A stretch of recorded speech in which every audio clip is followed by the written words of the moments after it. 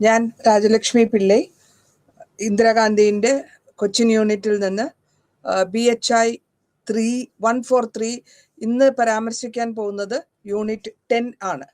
ഈ യൂണിറ്റ് 10 നമ്മൾ കണ്ടിന്യൂസ് ആയിട്ട് ഇന്നലെയും പറഞ്ഞുകൊണ്ടിരുന്ന അതേ സബ്ജക്റ്റിന്റെ കണ്ടിന്യൂറ്റി തന്നെയാണ്. അപ്പൊ ഇവിടെ നമ്മൾ ഉദ്ദേശിക്കുന്നത് എത്രത്തോളം എൻവയറമെന്റൽ ഡെവലപ്മെന്റ് കാരണം അല്ലെങ്കിൽ ഡെവലപ്മെന്റ് കാരണം യൂണിറ്റിയിലുള്ള വരുന്ന ഗവൺമെന്റിൽ വരുന്ന ഡെവലപ്പിംഗ് നേഷൻസ് എന്ന് പറയുന്നത് ആദ്യ കാലഘട്ടങ്ങളിൽ നമ്മുടെ ഓരോ വാറ് കഴിഞ്ഞ ശേഷവും അല്ലെങ്കിൽ ഓരോ കാര്യങ്ങൾ വലുതായി വരുമ്പോഴത്തേക്കും ഈ ഡെവലപ്പിംഗ് നേഷൻസും ഡെവലപ്ഡ് നേഷൻസും വെസ്റ്റേൺ കൺട്രീസിലുള്ള രാജ്യങ്ങളൊക്കെ ഡെവലപ്ഡ് സ്റ്റേറ്റ്സ് എന്നാ അല്ലെങ്കിൽ ഡെവലപ്ഡ് നേഷൻസ് എന്ന് പറയുന്നു. അവരുടെ നാട്ടിൽ വന്നിട്ടുള്ള വ്യത്യാസങ്ങൾ എൻവയറമെന്റിലും അല്ലെങ്കിൽ ഇൻഡസ്ട്രിയൽ റവല്യൂഷൻ അല്ലെങ്കിൽ ടെക്നോളജിക്കൽ ഇംപ്രൂവ്മെന്റ് ഇതൊക്കെ കാരണം എല്ലാം നമ്മൾ അനലൈസ് ചെയ്ത് ഓരോന്ന് എക്സാമിൻ ചെയ്ത് അതിൻ്റെ ക്രോസ് ഫയർ അല്ലെങ്കിൽ പോസ്റ്റ് കൊളോണിയൽ കൺട്രീസ് ആ കാലഘട്ടങ്ങളിൽ ഈ വെസ്റ്റേൺ കൺട്രികൾ ഉള്ള യൂറോപ്യൻ കൺട്രികൾ അവർക്ക് ആവശ്യപ്പെട്ട സാധനങ്ങൾ കിട്ടാൻ വേണ്ടിയിട്ട് അവർ പല സ്ഥലങ്ങളിലേക്കും സയൻസ് ആൻഡ് ടെക്നോളജി ഉപയോഗിച്ച് മൂവ് ചെയ്ത് വന്ന് അങ്ങനെ വരുമ്പോൾ അവരവിടെ കോളനികളായിട്ട് അതിനെ രൂപാന്തരപ്പെടുത്തി എടുക്കുന്നു. ഈ തേർഡ് കോളനി അല്ലെങ്കിൽ തേർഡ് വേൾഡിനെയാണ് നമ്മൾ ഡെവലപ്പിംഗ് നേഷൻസ് പറയുക. അതായത് നമ്മൾ ഡെവലപ്ഡ് ആയിട്ടുള്ള വെസ്റ്റിന്റെ ഒപ്പം എത്തിയിട്ടില്ല, നമ്മൾ ഇപ്പോൾ പിച്ച വെച്ച് നടക്കാൻ തുടങ്ങുന്ന ഒരു നേഷനാണ്, അല്ലെങ്കിൽ വളരെ സ്ലോ ആയിട്ട് പോയിക്കൊണ്ടിരിക്കുന്ന നേഷൻസ് ആണ്. അതിനാണ് ഈ തേർഡ് വേൾഡ് എന്നും അല്ലെങ്കിൽ ഡെവലപ്പിംഗ് നേഷൻസ് എന്ന് നമ്മൾ പറഞ്ഞിട്ടുള്ളത്. ഇവിടെ ഏതൊക്കെ വിധത്തിലാണ് ഇതിനെപ്പറ്റിയുള്ള ചർച്ചകൾ നടക്കുന്നത്? എൻവയറമെന്റ് ഒരു സൈഡില്, ഡെവലപ്മെന്റ് ഒരു സൈഡില്. ഒരു രാജ്യത്തിന്റെ പുരോഗതിനെയാണ് നമ്മുടെ ഡെവലപ്മെന്റ് എന്ന് പറയുന്നത്. ആ രാജ്യത്തിലുള്ള ഭൂമിശാസ്ത്രപരമായിട്ടുള്ള ജീവജാലങ്ങളും അതിന്റെ പരിണാമങ്ങളും അതിന് നമ്മൾ എൻവയറമെന്റ് പറയുന്നു. ഇപ്പൊ ഇവിടെ നമ്മൾ കണ്ടുപിടിക്കാൻ ഇവിടെ ക്വസ്റ്റ്യൻ വരുന്നത് ഇത് തമ്മിലുള്ള കണക്ഷൻ, ഇതിനെ പറ്റിയുള്ള ചർച്ചകൾ, ചർച്ചകൾ നടക്കുക. എന്തിനു വേണ്ടിയിട്ടാണ് ചർച്ചകൾ നടക്കുന്നത്? കാരണം നമ്മൾ ഇപ്പോൾ ഇവിടെ രാജ്യങ്ങളിൽ ഉള്ള പലവിധ കോൾ മൈൻസ് ആയിക്കോട്ടെ അല്ലെങ്കിൽ സാധാരണ മൈൻസ് ആയിക്കോട്ടെ, നമ്മൾ ഭൂമിയിൽ നിന്ന് എടുക്കുകയാണ്. ഭൂമിയിൽ നിന്ന് അതിൽ എത്രയോ യുഗങ്ങളായിട്ടാണ് ഈ കാര്യങ്ങൾ ഭൂമിയിൽ ഉറച്ചു വന്ന് കിടക്കുന്നത്. അപ്പൊ ഇതിനെ നമ്മൾ ചൂഷണം ചെയ്ത് എടുക്കുന്നു. എന്തിനു വേണ്ടി എടുക്കുന്നു? നമ്മളുടെ ഇൻഡസ്ട്രികൾക്ക് വേണ്ടി, നമ്മളുടെ ഫാക്ടറികൾക്ക് വേണ്ടി, നമ്മളുടെ എൻജിൻസിന് വേണ്ടി ഈ കൽക്കരി എടുക്കുക, മൈനിങ് നടത്തി ഭൂമിശാസ്ത്രപരമായി നമ്മൾ ജോഗ്രഫിയിൽ നോക്കുന്നു, അതിനെ പൊട്ടിച്ചെടുക്കുക. പാറക്കല്ലിലെ അടിയിൽ കിടക്കുന്ന സാധനങ്ങൾ അല്ലെങ്കിൽ ഉറച്ചുപോയ സാധനങ്ങൾ മാന്തി എടുക്കുമ്പോഴാണ് മൈനിങ് എന്ന് പറയുക. ആ മൈനിങ് ചെന്ന് എടുക്കുന്ന സാധനങ്ങൾ നമ്മളുടെ പുരോഗതിയിൽ വരുന്ന സയൻസിനോ അല്ലെങ്കിൽ അതിന് സംബന്ധപ്പെട്ട ഫാക്ടറികൾക്കോ അല്ലെങ്കിൽ മെഷീനറീസിനോ ഉപയോഗിക്കാൻ വേണ്ടിയിട്ടാണ് അത് എടുക്കുന്നത്. അപ്പൊ അങ്ങനെ എടുത്തു വരുമ്പോൾ ഓരോന്ന് എടുത്തെടുത്ത് വരുമ്പോഴത്തേക്കും അതിൻ്റെതായ ചില ബ്ലോക്കുകൾ ഉണ്ടാവും, അതിൻ്റെതായ പരിണാമങ്ങൾ ഉണ്ടാവും. അതിൻ്റെ ഇപ്പൊ മരങ്ങൾ താഴെ വീണ്, മരങ്ങൾ വെട്ടി വീണ് വർഷങ്ങളോളം യുഗങ്ങളോളം അടിയിൽ കടന്ന് കാർബൺ ആയി കഴിഞ്ഞാൽ മാത്രമാണ് അത് ഡയമണ്ട് ആയിട്ട് വരുന്നത്. അതേമാതിരി ഓരോ രാജ്യത്തിലും എത്രയോ യുഗങ്ങളായിട്ട് കിടക്കുന്ന സാധനങ്ങളാണ് ഈ മിനറൽസ് ആയിട്ടും മാറി വരുന്നത്, രൂപാന്തരപ്പെട്ട് വരുന്നത്. അപ്പൊ അങ്ങനെ വരുമ്പോൾ ആ രാജ്യങ്ങളിൽ ഏത് രാജ്യത്താണോ നമ്മൾ ഇതിനൊക്കെ ഡെവലപ്മെന്റിന് വേണ്ടിയിട്ട് ശ്രമിക്കുന്നത്, അവിടെയുള്ള ആ രാജ്യത്തിലുള്ള മണ്ണ്, ഫ്ലവേഴ്സ്, ചെടികള്, കൊടികള് എല്ലാത്തിനും ഒരു ഇമ്പാക്റ്റ് ഉണ്ടാവും. മരം വെട്ടി വീഴ്ത്തി കഴിഞ്ഞാൽ ആ മരത്തിൽ ഇരുന്നിരുന്ന ചെടികളും കൊടികളും വൃക്ഷങ്ങളും ലലാതകളും എല്ലാം ഉണ്ട്. ഇതിനെ ഡിപ്പെൻഡ് ചെയ്ത് അല്ലെങ്കിൽ ഇതിനെ ആശ്രയിച്ച് ജീവിച്ചിരുന്ന ഫോറസ്റ്റിനെ അല്ലെങ്കിൽ കാടിനെ ആശ്രയിച്ച് ജീവിച്ചിരുന്ന ആൾക്കാര് അതുകൊണ്ട് വരുമാനം കൊണ്ടാക്കുകയും അതുവഴി ജീവിതമാർഗം കണ്ടിരുന്നവര് അവർക്കും അത് എഫക്റ്റ് ആവും. അപ്പൊ എല്ലാ കാര്യങ്ങളിലും നമ്മൾക്ക് മനസ്സിലാക്കണം, ആ കാടുകളിൽ ജീവിച്ചിരുന്നവര് അവരുടെ എങ്ങനെയാണോ അവർ ജീവിച്ചു വന്നിരുന്നത്, അവരുടെ ദിനചര്യകൾ, അവരുടെ എങ്ങനെ അവർ ആഹാരം കണ്ടുപിടിച്ചു, അവരെങ്ങനെ അവർക്ക് വേണ്ട വസ്ത്രങ്ങൾ ഉണ്ടാക്കി, ഇങ്ങനത്തെ കാര്യങ്ങളൊക്കെ അവർക്ക് അവരുടേതായ ഒരു ചിട്ടയുണ്ട്. ആ ചിട്ട ഡിസ്റ്റർബ് ആവും. എങ്ങനെയെന്ന് വെച്ചാൽ നമ്മൾ ഒരു പുതിയതായിട്ടൊന്ന് ഉണ്ടാക്കുമ്പോൾ അതിലെ പഴയതിൽ ഒരു ഡിസ്റ്റർബൻസ് വരും. ആ ഡിസ്റ്റർബൻസ് വന്നു കഴിഞ്ഞാൽ അവരുടെ ജീവിത മാർഗമാണ് മുട്ടിപ്പോകുന്നത്. ഇതിനെപ്പറ്റിയാണ് ഈ ചാപ്റ്ററിൽ നമ്മൾ ഡീറ്റെയിൽ ആയിട്ട് പരാമർശിച്ചു പോകുന്നതും ഡിസ്കഷൻ ചെയ്തു പോകുന്നതും ഈ ചാപ്റ്ററിനെ പറ്റിയാണ്. അടുത്തതായിട്ട് നമുക്ക് നോക്കാം, ഓരോ പുതിയ കൺട്രിയും അല്ലെങ്കിൽ പുതിയ നേഷൻസ് ഉണ്ടാകുന്ന സമയത്ത് അല്ലെങ്കിൽ ഉണ്ടാക്കിയ സമയത്ത് 1940 ഒരുപാട് നേഷൻസ്, കാരണം ഈ വെസ്റ്റേൺ കൺട്രികൾ അവരുടെ കൺട്രോളിൽ വെച്ചിരുന്ന കോളനികൾ അല്ലെങ്കിൽ അവരുടെ ആധിപത്യം ബ്രേക്ക് ചെയ്ത് എല്ലാ രാജ്യങ്ങളും അവർക്ക് തങ്ങൾക്ക് സ്വാതന്ത്ര്യം വേണം എന്നുള്ള ആ ഒരു ചിന്ത വന്ന് ആ ചിന്തയിൽ കൂടെ അവരെ ആരാണോ അവരെ അടിമകളെ മാതിരി വെച്ചുകൊണ്ടിരുന്നത് അവരുടെ കയ്യിൽ നിന്ന് സ്വാതന്ത്ര്യം പിടിച്ചു വയ്ക്കുകയാണ്. അങ്ങനെ പിടിച്ചെടുത്ത സമയങ്ങളിൽ പുതിയ പുതിയ കൺട്രികൾ വരുമ്പോൾ, അല്ലെങ്കിൽ കൊളോണിയൽ ആയിട്ടുള്ളവര്, കോളനി ആയിട്ടുള്ള മദർ കൺട്രിയിൽ നിന്ന് സ്വാതന്ത്ര്യം കെട്ടിപ്പടുത്ത് ഉണ്ടാക്കുമ്പോൾ അത് പല വിധത്തിലുള്ള ഉണ്ട്. അപ്പൊ അങ്ങനെ ഈ സ്വാതന്ത്ര്യം എടുക്കുമ്പോൾ ഒരു പ്രോമിസ് അല്ലെങ്കിൽ ഒരു എന്താ പറയാ, നമ്മൾ ഒരു ഇത് കൊടുക്കാണ്, പ്രോമിസ് കൊടുക്കാണ്, നമ്മൾക്ക് ഇങ്ങനെ ചെയ്തോളാം. അപ്പോ ഈ കോളനിയിൽ വീട്ടിലുള്ള എന്തൊക്കെയാണോ നമ്മൾ പ്രോമിസ് കൊടുത്തിട്ടുള്ളത്, നിങ്ങൾക്ക് സ്വാതന്ത്ര്യം കിട്ടിയാൽ നിങ്ങൾ ഇങ്ങനെ ചെയ്യണം, അല്ലെങ്കിൽ ഞങ്ങൾക്ക് കിട്ടണം, ഇത് വേണം, ഞങ്ങൾക്ക് ഇക്വാളിറ്റി വേണം, ഞങ്ങൾക്ക് മുന്നിലേക്ക് പോകാനുള്ള ഞങ്ങളുടെ ഉയർച്ചയെ നിങ്ങൾ തടുക്കരുത്. അപ്പൊ ഈ സ്വാതന്ത്ര്യം അല്ലെങ്കിൽ ഈ എക്സ്പെക്ടേഷൻസോടുകൂടിയാണ് ഓരോ രാജ്യങ്ങളും 1940 ഫ്രീ ആകുമ്പോൾ ആഗ്രഹിക്കുന്നത്. ഈ ആഗ്രഹം തന്നെ എത്രത്തോളം പോസിറ്റീവായിട്ട് കൊണ്ടുവന്നു, എത്രത്തോളം കൺട്രികളിൽ, എത്രത്തോളം രാജ്യങ്ങളിൽ ഏറ്റവും കൂടുതൽ ഡെമോക്രസി, രാജവാഴ്ചയും മിലിറ്ററി വാഴ്ചയും കഴിഞ്ഞ ഒരു ഡെമോക്രാറ്റിക് അപ്രോച്ചാണ് ആ സമയത്ത് പ്രാബല്യത്തിൽ വന്നുകൊണ്ടിരിക്കുന്നത്. അപ്പൊ ആ പ്രാബല്യത്തിൽ വരുന്ന ഡെമോക്രാറ്റിക് വ്യൂസ് അല്ലെങ്കിൽ മതേതര രാഷ്ട്രം അല്ലെങ്കിൽ നമ്മൾ പറയാൻ ജനാധിപത്യ രാഷ്ട്രം, ഈ ജനാധിപത്യത്തിൽ കൂടെ എത്രത്തോളം നമുക്ക് വിചാരിക്കുന്നിടത്തോളം അല്ലെങ്കിൽ നമ്മൾ എക്സ്പെക്ട് ചെയ്യുന്നത്രത്തോളം കിട്ടുന്നു എന്നുള്ളത് നമ്മൾ അത് കണ്ടുപിടിക്കേണ്ടിയിരിക്കുന്നു. അതിനു വേണ്ടിയിട്ടാണ് നമ്മൾ ഈ ചർച്ചകളൊക്കെ, പല വിധത്തിലുള്ള ചർച്ചകൾ ഉണ്ടാക്കി എത്ര വിധത്തിലാണ് പുതിയതായിട്ട് ഇൻഡിപെൻഡൻസ് കിട്ടിയ അല്ലെങ്കിൽ സ്വാതന്ത്ര്യം കിട്ടിയ ഒരു രാജ്യം ഏത് വിധത്തിൽ കൂടെ അവർക്ക് സോഷ്യലി അല്ലെങ്കിൽ സൊസൈറ്റിയിൽ എന്തൊക്കെ ചേഞ്ചസ് വന്നു, എത്രത്തോളം അവര് ജനാധിപത്യം പ്രാബല്യമാക്കി, ഇതൊക്കെ ഡെവലപ്മെന്റ് നേഷൻസ് വളരെ കാര്യമായിട്ട് കണ്ടുപിടിച്ചാൽ മാത്രമേ അവർക്ക് ആ കിട്ടിയ സ്വാതന്ത്ര്യത്തിന് കറക്റ്റ് ആയിട്ടുള്ള ഉദ്ദേശം പരിപാലിച്ചു പോകുന്നു എന്ന് നമുക്ക് പറയാൻ പറ്റുള്ളൂ. അപ്പോൾ അതിനെ പറ്റിയുള്ള പരാമർശങ്ങളും അതിനെ പറ്റിയുള്ള ഡിസ്കഷൻസും അതിനെ പറ്റിയുള്ള ചർച്ചകളും റൈറ്റപ്സും ഒക്കെ ആ കാലഘട്ടങ്ങളിൽ 1940 നടന്നുകൊണ്ടിരുന്നു. പേപ്പർ വർക്കിൽ കൂടെ ആയാലും ശരി, മീഡിയയിൽ കൂടെ ആയാലും ശരി. വലിയതായിട്ടുള്ള മീഡിയ ഇല്ല ആ സമയത്ത്. മാസ് മീഡിയ എന്ന് പറയാനായിട്ട് നമുക്ക് പേപ്പറാണ് തുടക്കം കരുത്. പ്രിന്റിംഗ് ടെക്നോളജി ഡെവലപ്പ് ആകുമ്പോഴത്തേക്കും നമുക്ക് പ്രിന്റിംഗ് പേപ്പറാണ് വരുന്നത്. പിന്നെ റേഡിയോ വേവ്സ് വന്നതിന് ശേഷം കൊളോണിയൽ എല്ലാം റേഡിയോ വഴി. അപ്പൊ റേഡിയോ വഴിയും ഈ ഇംപ്രൂവ്മെന്റിനെ പറ്റിയിട്ട് ചർച്ചകൾ നടക്കുകയും അതിനെ പറ്റിയുള്ള സോളിഡ് ആയിട്ടുള്ള റെഫറൻസസ് കൊണ്ടുവരുന്നതിനാണ് നമ്മൾ അത് ശ്രമിച്ചുകൊണ്ടിരുന്നത്.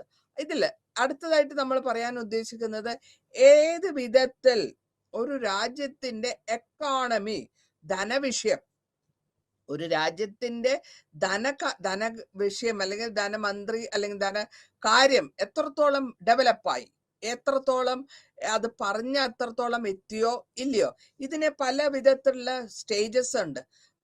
നമ്മളിപ്പോ 5 സ്റ്റേജസ് ആണ് ഇവിടെ പ്രധാനമായിട്ടും പറഞ്ഞിട്ടുള്ളത്. ആദ്യത്തെ സ്റ്റേജ് എന്ന് പറയാനായിട്ട് ട്രഡീഷണൽ ആയിട്ട് എന്തൊക്കെ സൊസൈറ്റിയിൽ ചെയ്തുകൊണ്ടിരുന്നു.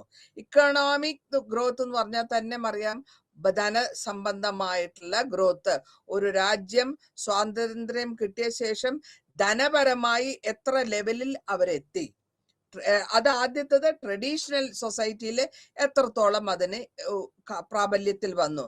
പിന്നെ പ്രീ കണ്ടീഷൻസ് അല്ലെങ്കിൽ ഒരു ടേക്ക് ഓഫ്, ഒരു പുതു രാജ്യത്തിലേക്ക് അല്ലെങ്കിൽ പുതിയ തേർഡ് സ്റ്റേജിലേക്ക് പോവാൻ ഒരു ടേക്ക് ഓഫ് ഉണ്ട്. ആ ടേക്ക് ഓഫ് എന്ന് വെച്ചാൽ ഒരു ഇനീഷ്യേറ്റീവ് അല്ലെങ്കിൽ തുടക്കം. ആ തുടക്കം എങ്ങനെ വന്നു, അല്ലെങ്കിൽ എത്രത്തോളം ആ തുടക്കം നാന്ദി കുറിച്ചു, എത്രത്തോളം അത് മാച്യൂരിറ്റി കിട്ടി, അല്ലെങ്കിൽ എത്ര അളവിൽ അവർ ഉദ്ദേശിച്ചത്ര നമ്മൾ ഇത്രയും ചെയ്യണമെന്ന് മനസ്സിൽ വിചാരിച്ചാൽ അത്രയും കിട്ടിയോ, മെച്യൂരിറ്റി വേണം. ആ ഡ്രൈവിൽ കൂടെ മെച്യൂരിറ്റി, നമ്മൾ ഉദ്ദേശിക്കുന്ന സ്ഥലത്ത് എത്തിയോ ഇല്ലയോ.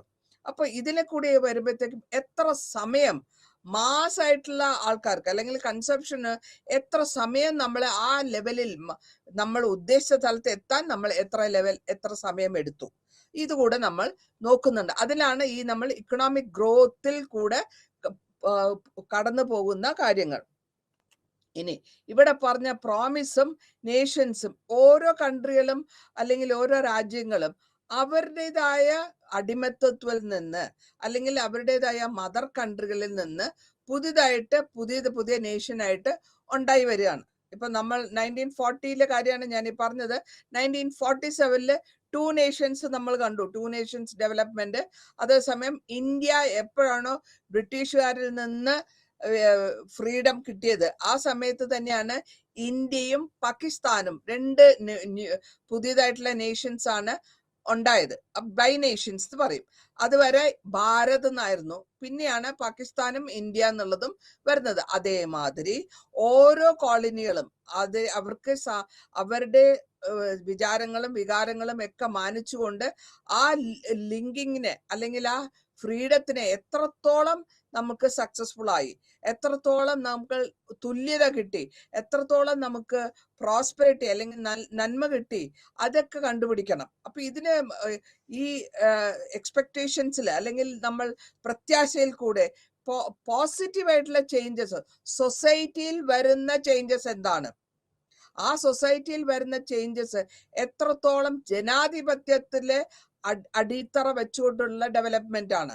അപ്പോൾ മാത്രമേ ആ ഡെവലപ്മെന്റിന് ഉദ്ദേശശുദ്ധി വരുന്നുള്ളൂ. അപ്പൊ ഇതേമാതിരി നാച്ചുറലായിട്ട് ഭൂമിയിൽ നിന്ന് കിട്ടുന്ന അല്ലെങ്കിൽ ഭൂസ്വത്തിൽ നിന്ന് നമ്മൾ എത്രത്തോളം അതിനെ എക്സ്പ്ലോയിറ്റ് ചെയ്തിട്ടുണ്ട്, ചൂഷണം ചെയ്തിട്ടുണ്ട്. ആ കൊളോണിയൽ ടൈമിൽ അവർ എത്രത്തോളം നമ്മളുടെ രാജ്യത്തിലുള്ള ഭൂസമ്പത്തിനെ ചൂഷണം ചെയ്ത് കൊണ്ടുപോയി, എത്രത്തോളം നമ്മൾ അതിനെ പരാമർശിച്ചു, എത്രത്തോളം അതിനെ ചൂഷണം ചെയ്താൽ അതിനെ കോമ്പൻസേറ്റ് ചെയ്യാൻ, അതിനെ താരതമ്യപ്പെടുത്ത എന്തെങ്കിലും കൊടുത്തുവോ, ഇങ്ങനത്തെ കാര്യങ്ങളൊക്കെ നമ്മൾ വളരെ കാര്യമായിട്ടുള്ള ഒരു വലിയൊരു ചാലഞ്ചായിരുന്നു ആ കാലഘട്ടങ്ങളിൽ. അതായത് കൊളോണിയൽ ടൈമിലും കൊളോണിയൽ കഴിഞ്ഞിട്ടുള്ള സമയത്ത് നേഷൻ സ്റ്റേറ്റ്സിലെ ഇത് അവരുടെ മുമ്പിൽ ഒരു വലിയൊരു ചാലഞ്ചായിട്ട് നിൽക്കുകയാണ്. ഇതിന്റെ ഒരു വലിയൊരു ക്വസ്റ്റ്യൻ ആണിത്. എത്രത്തോളം നമ്മുടെ നാടിനെ നശിപ്പിച്ചു, അല്ലെങ്കിൽ എത്രത്തോളം അവർക്ക് നമ്മൾക്ക് വേണ്ടി നല്ലത് ചെയ്തു. അപ്പൊ മോഡേണൈസേഷൻ എന്ന് പറഞ്ഞാൽ മാത്രം ഒരു തിയറി അല്ല. ഏത് വിധത്തിൽ നിങ്ങൾ അപ്ലിഫ്റ്റ് ചെയ്ത് കൊണ്ടുവന്നു, അല്ലെങ്കിൽ നിങ്ങൾ പഴയ ആൾക്കാരായിരുന്നവരെ എത്രത്തോളം സ്റ്റെപ്പ് ബൈ സ്റ്റെപ്പായിട്ട് പതുക്കെ കൊണ്ടുവന്ന് ഈ പ്രസന്റ് സ്റ്റേജിൽ അല്ലെങ്കിൽ മോഡേണൈസേഷൻ ഇന്ത്യയിൽ വരുന്ന സമയത്തും ഒരു സ്റ്റേറ്റ്മെന്റ് ഉണ്ട്, നമ്മുടെ ഇന്ത്യക്കാർക്ക് ഒന്നും അറിയില്ല, അല്ലെങ്കിൽ അവരെ ഇംപ്രൂവ്മെന്റ് ചെയ്യിക്കാൻ വേണ്ടിയിട്ടാണ് നമ്മൾ ഇവിടെ വന്നതെന്നുള്ള ഒരു അഭിപ്രായം കൂടിയുണ്ട്. അപ്പോൾ എത്രത്തോളം നിങ്ങൾ ഞങ്ങളെ മോഡേൺ ആക്കി അല്ലെങ്കിൽ ഞങ്ങളുടെ രാജ്യത്തിനെ മോഡേണൈസേഷൻ ചെയ്തു എന്നുള്ളത് ഈ ഡെവലപ്മെന്റ് തിയറിയിൽ വലിയ ഒരു ആധിപത്യം കുറിക്കുന്ന ഒരു ക്വസ്റ്റ്യൻ ആണ്. ഇനി മോഡേണൈസേഷൻ എന്താന്ന് വെച്ച് കഴിഞ്ഞാൽ, എന്താണ് മോഡേണൈസേഷൻ? എന്താണോ ഒരു രാജ്യത്തിന്റെ മോഡലായിട്ട് കാണുന്നത്, ആ കോളനിയിൽ നിന്ന് നമ്മൾ പറയുന്നു അണ്ടർ ഡെവലപ്ഡ്, അല്ലെങ്കിൽ നമ്മൾ തീരെ വളർന്നിട്ടില്ല, അല്ലെങ്കിൽ നമ്മൾ പാശ്ചാത്യ രാജ്യങ്ങളെ മാതിരി അത്രത്തോളം വലുതായിട്ടില്ല, അല്ലെങ്കിൽ നമ്മളുടെ വർക്കുകളോ നമ്മളുടെ തോട്ട്സോ നമ്മളുടെ വികാരങ്ങളും ഒക്കെ ആ ലെവലിലേക്ക് എത്തിയിട്ടില്ല. അതാണ് ഇവിടെ മോഡേണൈസേഷൻ നമ്മൾ ഉദ്ദേശിക്കുന്നത്. അണ്ടർ ഡെവലപ്ഡ് ആണ് നമ്മൾ. ആ വെസ്റ്റേൺ കൺട്രിയിൽ പാശ്ചാത്യ രാജ്യങ്ങളെ മാതിരി എത്തിയിട്ടില്ല. പക്ഷെ ഈ അവിടം വരെ എത്തിപ്പെടാൻ നമ്മൾ എത്തിപ്പെടാൻ ശ്രമിച്ചുകൊണ്ടിരിക്കുന്നു. അപ്പോൾ നമ്മൾ എന്താ പറയാ, നമ്മൾ ഡെവലപ്പിംഗ് സൊസൈറ്റിയാണ്, ഡെവലപ്ഡ് സൊസൈറ്റി അല്ല. അണ്ടർ ഡെവലപ്ഡ് സൊസൈറ്റിയിൽ നിന്ന് ഗ്രാജുവലായിട്ട് മൂവിങ് ഫോർവേഡ് അല്ലെങ്കിൽ ശ്രമിച്ചുകൊണ്ടിരിക്കുന്നത് കൊണ്ട് അവിടെ ഡെവലപ്പിംഗ് സൊസൈറ്റി വന്ന് അത് നമ്മൾ ഉദ്ദേശിക്കുന്ന സ്ഥലത്ത് എത്തുമ്പോഴാണ് നമ്മൾക്ക് നമുക്ക് പറയാൻ പറ്റും നമ്മൾ ഡെവലപ്ഡ് ആയി. ഓക്കെ, ഈ ഡെവലപ്മെന്റിൽ എന്തൊക്കെ പോളിസീസ് ആണ് നമ്മൾ ഉദ്ദേശിച്ചിട്ടുള്ളത്, അല്ലെങ്കിൽ എന്തൊക്കെ പ്രോജക്ട്സ് ആണ് നമ്മൾ ഉദ്ദേശിച്ചിട്ടുള്ളത്, ഇതൊക്കെ എവിടെ നിന്ന് വരുന്നു, അല്ലെങ്കിൽ എവിടെ നമുക്ക് എങ്ങനെ നന്നാവാം, അല്ലെങ്കിൽ എത്ര മോഡേണൈസ് ആവാം, നമ്മൾ എവിടെ നിന്ന് മനസ്സിലാക്കും. അപ്പോൾ നമ്മളുടെ മദർ കൺട്രികളിൽ നിന്നുള്ള അല്ലെങ്കിൽ ആദ്യമേ ഡെവലപ്പ് ആയിട്ടുള്ള രാജ്യത്തിലുള്ള പോളിസികൾ, അവരുടെ പ്രോജക്ട്സ് അത് അങ്ങനെ തന്നെ ഇവിടെ ശ്രമിക്കാൻ, അല്ലെങ്കിൽ അതിനെ അങ്ങനെ തന്നെ ഇവിടെ നടത്തിച്ചു കൊണ്ടുപോകാൻ ശ്രമിക്കുക. അങ്ങനെ വരുമ്പോഴാണ് ആ റൂട്ട് അല്ലെങ്കിൽ മോഡേണൈസേഷനിലേക്ക് പോകുന്ന പാത അല്ലെങ്കിൽ റൂട്ട് ക്ലിയർ ആവും. എന്തെങ്കിലും ഒരു എയിം ഉണ്ടാവണം, ആ എയിമിന് പോകുന്ന വഴി ഉണ്ടാവണം. ആ വഴിയിൽ കൂടെ നടന്നാൽ ഇത്ര കാറ്റഗറിയിൽ നടന്നാൽ നമുക്ക് ഇത്രയും ഡെവലപ്മെന്റ് ഉണ്ടാക്കാന്നുള്ള ഒരു അസംഷൻ ഉണ്ട്, അല്ലെങ്കിൽ ഒരു പ്രത്യാശയുണ്ട്. അപ്പൊ അങ്ങനെ വലിയ പാശ്ചാത്യ രാജ്യങ്ങളിലുള്ള പോളിസികളും പ്രോജക്ട്സും അതങ്ങനെ തന്നെ എടുത്തിട്ട് ഇവിടെ നമ്മളുടെ ഡെവലപ്പിംഗ് ആയിക്കൊണ്ടിരിക്കുന്ന രാജ്യങ്ങളിൽ അത് ഇംപ്ലാന്റ് ചെയ്യുകയും അല്ലെങ്കിൽ അതിനെ വേണ്ടി ശ്രമിക്കുകയും ചെയ്യുന്നതാണ്. അപ്പൊ അതിനാണ് നമ്മൾ ആ മോഡേണൈസേഷനിലേക്ക് പോകുന്ന പാതയിൽ കൂടെ നമ്മൾ പോയിക്കൊണ്ടിരിക്കുന്നു എന്ന് മാത്രമേ നമുക്കിവിടെ പറയാൻ പറ്റുകയുള്ളൂ. ഇനി GDP ആൻഡ് GNP. ഈ GDP എന്താണ്, GNP എന്താണ്? ഈ പുരോഗതിയുടെ ഒരു കാര്യം നോക്കുകയാണെങ്കിൽ ഒരു രാജ്യത്തിൽ എക്കണോമിക്കലി ധനവിഷയമായി എത്രത്തോളം ഗ്രോത്ത് ഉണ്ട്, അതിനെ എങ്ങനെ നമ്മൾ മെഷർ ചെയ്യും?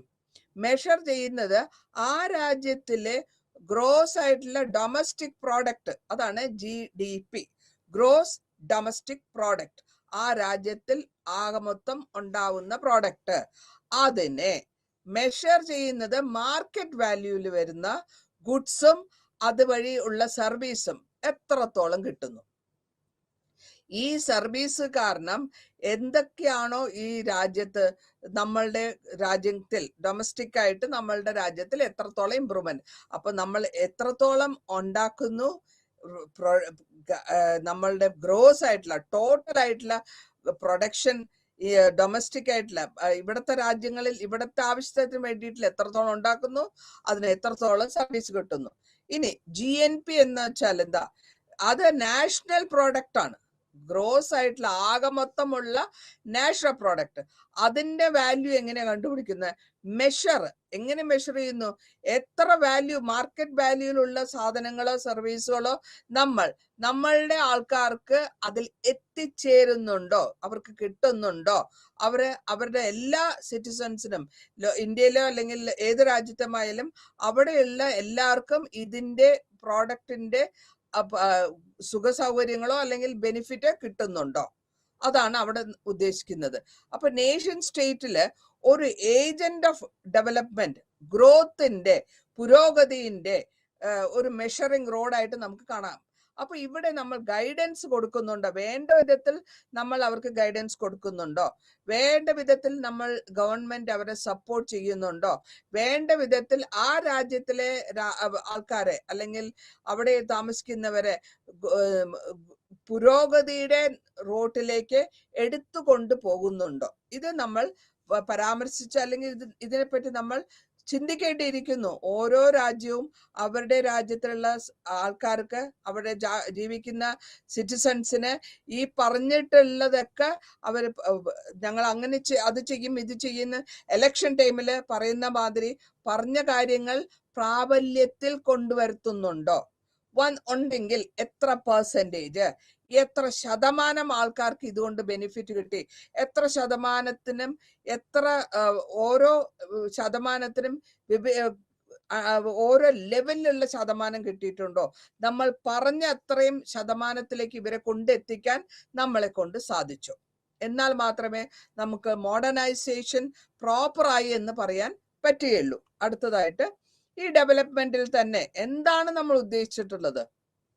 നമ്മൾ ഒരു ഒരു കൊളോണിയൽ ആയിട്ടിരുന്നതിൽ നിന്ന് നമ്മളുടെ കൊളോണിയൽ അല്ലെങ്കിൽ ഒരു കോളനി ആയിട്ട് ജീവിച്ചിരുന്നതും നമ്മളുടെ സ്വന്തമായിട്ടുള്ള ഒരു കൾച്ചറും കൂടെ ഒരു മെർജിങ് വരുന്നുണ്ട്. അപ്പൊ ആ ഗ്രോത്തിൽ നമ്മളുടേതായ ഒരു ആധിപത്യം, അത് കൂടാണ്ട് വന്ന് നമ്മളെ പഠിപ്പിച്ചവരുടെ ആധിപത്യങ്ങളും കൂടെ കലർന്നിട്ടാണ് വരുന്നത്. ഇവിടെ നമ്മൾ ചണ്ഡീഗറിലും ബ്രസീലിലെ ഓരോ കാലങ്ങളിലും ഓരോ ഒരു സൊസൈറ്റിയിൽ എത്രത്തോളം ഇവരുടെ ഇൻഫ്ലുവൻസും നമ്മുടെ ഇൻഫ്ലുവൻസും, അതായത് നമ്മളെ പാരമ്പര്യമായിട്ടുള്ള ഇൻഫ്ലുവൻസ് അല്ലെങ്കിൽ പാരമ്പര്യമായിട്ട് കൊണ്ടുവന്ന കൾച്ചർ മെർജ് ആവുന്നു. അപ്പോൾ ഇവിടെ നമ്മൾ ഈ വരുന്ന ടെക്നോളജികൾ, അവരുടെ ടെക്നോളജി എന്ന് പറഞ്ഞാൽ അഡ്വാൻസ്ഡ് സൊസൈറ്റിയുടെ ടെക്നോളജി എന്ന് പറഞ്ഞാൽ സയന്റിഫിക്കലി ടെക്നോളജിയാണ്. ആ ടെക്നോളജീനെ ഇവിടെ പ്രാബല്യത്തിൽ കൊണ്ടുവരുത്താൻ സാധിക്കുന്നുണ്ടോ?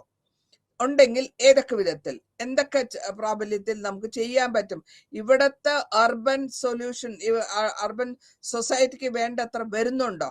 ആ സിംബോളിക് ആയിട്ടുള്ള വാല്യൂസിനെയാണ് നമ്മൾ അതുകൊണ്ട് അങ്ങനെ അത് നടത്തിയത് കൊണ്ട്, ഇപ്പൊ നമ്മൾ എക്സാമ്പിൾ ആയിട്ട് പറയുന്നു, വലിയ വലിയ ഡാംസ് ഉണ്ടാക്കുന്നു. ഡാം ഉണ്ടാക്കിയാൽ എന്താണ് അതുകൊണ്ട് ബെനിഫിറ്റ്? ആ ഡാമിൻ വഴി നമ്മൾക്ക് പല കാര്യങ്ങളും, നല്ല കാര്യവുമുണ്ട്. ഓരോ ഡെവലപ്മെന്റ് അതിൻ്റെതായ നല്ല വശമുണ്ട്, ചീത്ത വശമുണ്ട്. ഡാം ഉണ്ടാക്കിയാൽ വെള്ളം കെട്ടി നിർത്താം, അല്ലെങ്കിൽ എവിടെയാണോ വെള്ളത്തിന് ആവശ്യമുള്ളത് അങ്ങോട്ട് തിരിച്ചു വിടാം, അങ്ങനെ പല കാര്യങ്ങളുണ്ട്. പക്ഷെ ഡാം കെട്ടാൻ വരുമ്പോൾ എത്രയോ സ്ഥലങ്ങൾ എടുത്തു പോകുന്നു, എത്രയോ എൻവയറമെന്റിന് അത് ബ്ലോക്ക് ആവുന്നു. അങ്ങനത്തെ അവരുടെ അപ്പൊ എല്ലാ കാര്യത്തിലും നെഗറ്റീവും പോസിറ്റീവും എല്ലാം ഉണ്ട്. അപ്പൊ അങ്ങനെ വന്നു കഴിഞ്ഞാൽ അതുകൊണ്ട് ഏതിനാണോ കൂടുതൽ ഡെവലപ്മെന്റ് അല്ലെങ്കിൽ കൂടുതൽ നമ്മൾ പ്രാധാന്യം കൊടുക്കുന്നത്, എക്കണോമിക് കോൺട്രിബ്യൂഷൻ, ധനപരമായി ആ രാജ്യത്തിന് എത്രത്തോളം മുന്നേറാൻ പറ്റി എന്നുള്ളതാണ് നമ്മൾ നോക്കുന്നത്. ഇനി ഇവിടെ ഇന്ത്യൻ ഫോറസ്റ്റ് ആക്ടിൽ നമ്മൾ പറഞ്ഞിട്ടുള്ളത് 1927 ഒരു ആക്ട് വന്നു, ഇന്ത്യൻ ഫോറസ്റ്റ് ആക്ട് പറഞ്ഞു. ഈ ആക്ട് വഴി എന്താ നമ്മൾ ഉദ്ദേശിക്കുക വെച്ചാൽ ഒരു ലെജിസ്ലേഷൻ കൊണ്ടുവരാണ്. ഫോറസ്റ്റിൽ, കാട്ടിൽ ഒരു കാട്ടിന്റെ ആവശ്യത്തിന്, കാടിനെ സുരക്ഷിക്കാൻ വേണ്ടിയിട്ടുള്ള ഒരു ലെജിസ്ലേഷൻ കൊണ്ടുവരാണ്. അതിൽ എന്താ പറഞ്ഞിരിക്കുന്നത്? റിജക്ഷൻ, എന്തെങ്കിലും വിധത്തിൽ പാശ്ചാത്യ രാജ്യത്തിന്റെ അവരുടെ അത് അങ്ങനെ തന്നെ കൊണ്ടുവന്ന് ഇവിടെ വെക്കണമോ, അതോ നമ്മളുടെ ഹാബിറ്റാറ്റിലും നമ്മളുടെ രാജ്യത്തിന്റെ പ്രൗഢിയും അതേമാതിരി തന്നെ അതിൻ്റെതായ നമ്മളുടെ രാജ്യത്തിൽ ഉള്ളതായ ഒരു സിസ്റ്റമാറ്റിക്, നമ്മളിവിടെ ജീവിച്ചു വന്നവരാണ്. അപ്പോൾ അങ്ങനെ കംപ്ലീറ്റ് ആയിട്ട് ഒരു കോപ്പി ചെയ്ത് ഇവിടെ ചെയ്യാണ്ട് രണ്ടും കൂടെ നമുക്ക് ജീവിക്കാൻ പറ്റണം. അതേസമയം ഇതൊക്കെ നടത്തിച്ചെടുക്കുകയും വേണം. അപ്പൊ ഇവിടെയുള്ള ഈ മനുഷ്യർ താമസിക്കുന്ന ഹാബിറ്റാറ്റിലും അല്ലെങ്കിൽ അവിടെയുള്ള മനുഷ്യരുടെയും അതേമാതിരി മൃഗങ്ങളുടെയും അതേമാതിരി ബാക്കി എല്ലാത്തിൻ്റെയും പ്രൊട്ടക്ഷൻ ഉണ്ടോ? ഈ പ്രൊട്ടക്ഷൻ ഉണ്ടെങ്കിൽ അതിനെ നമ്മൾ കൺവേർട്ട് ചെയ്തു. ഞാൻ ഇന്നലെയും പരാമർശിച്ചു, നാഷണൽ പാർക്സ് എങ്ങനെ കൊണ്ടുവന്നു. ഒരു ചെടി വെട്ടിപ്പോയാൽ അതിനെ മരങ്ങൾ വെട്ടി മാറ്റുമ്പോൾ അവിടെ അതിന് പകരം വേറെ ചെടി നടുന്നുണ്ടോ അല്ലെങ്കിൽ മരം നടുന്നുണ്ടോ എന്നുള്ളതാണ്. ഈ നാഷണൽ പാർക്കിന്റെ ഉദ്ദേശം വന്നത് പ്രൊട്ടക്ഷനാണ്. ഭാവി തലമുറയ്ക്ക് വേണ്ടി നമ്മൾ അതിനെ ചൊരുക്കൂട്ടി വെക്കണം. അങ്ങനെ വന്നാൽ മാത്രമേ ഈ ആക്ട് കൊണ്ടുള്ള ഉപയോഗം വരുള്ളൂ. അല്ലെങ്കിൽ അത് വെറുതെ പറഞ്ഞു പോകാന്ന് മാത്രമേ വരുള്ളൂ. നമ്മൾ ചെയ്യുന്ന കാര്യങ്ങൾ, പറയുന്ന കാര്യങ്ങൾ പ്രാവർത്തികമാക്കി ചെയ്യുന്നുണ്ടോ, നാട്ടുകാർക്ക് അതുകൊണ്ട് ബെനിഫിറ്റ് ഉണ്ടോ, ഇതാണ് ഉദ്ദേശിച്ചത്. ഇനി ഈ ആക്ടിന്റെ തന്നെ കണ്ടിന്യൂഷൻ ആണ് ഇവിടെ പറഞ്ഞിട്ടുള്ള ആ സ്ഥലത്ത് പ്രൊട്ടക്റ്റഡ് ഏരിയ.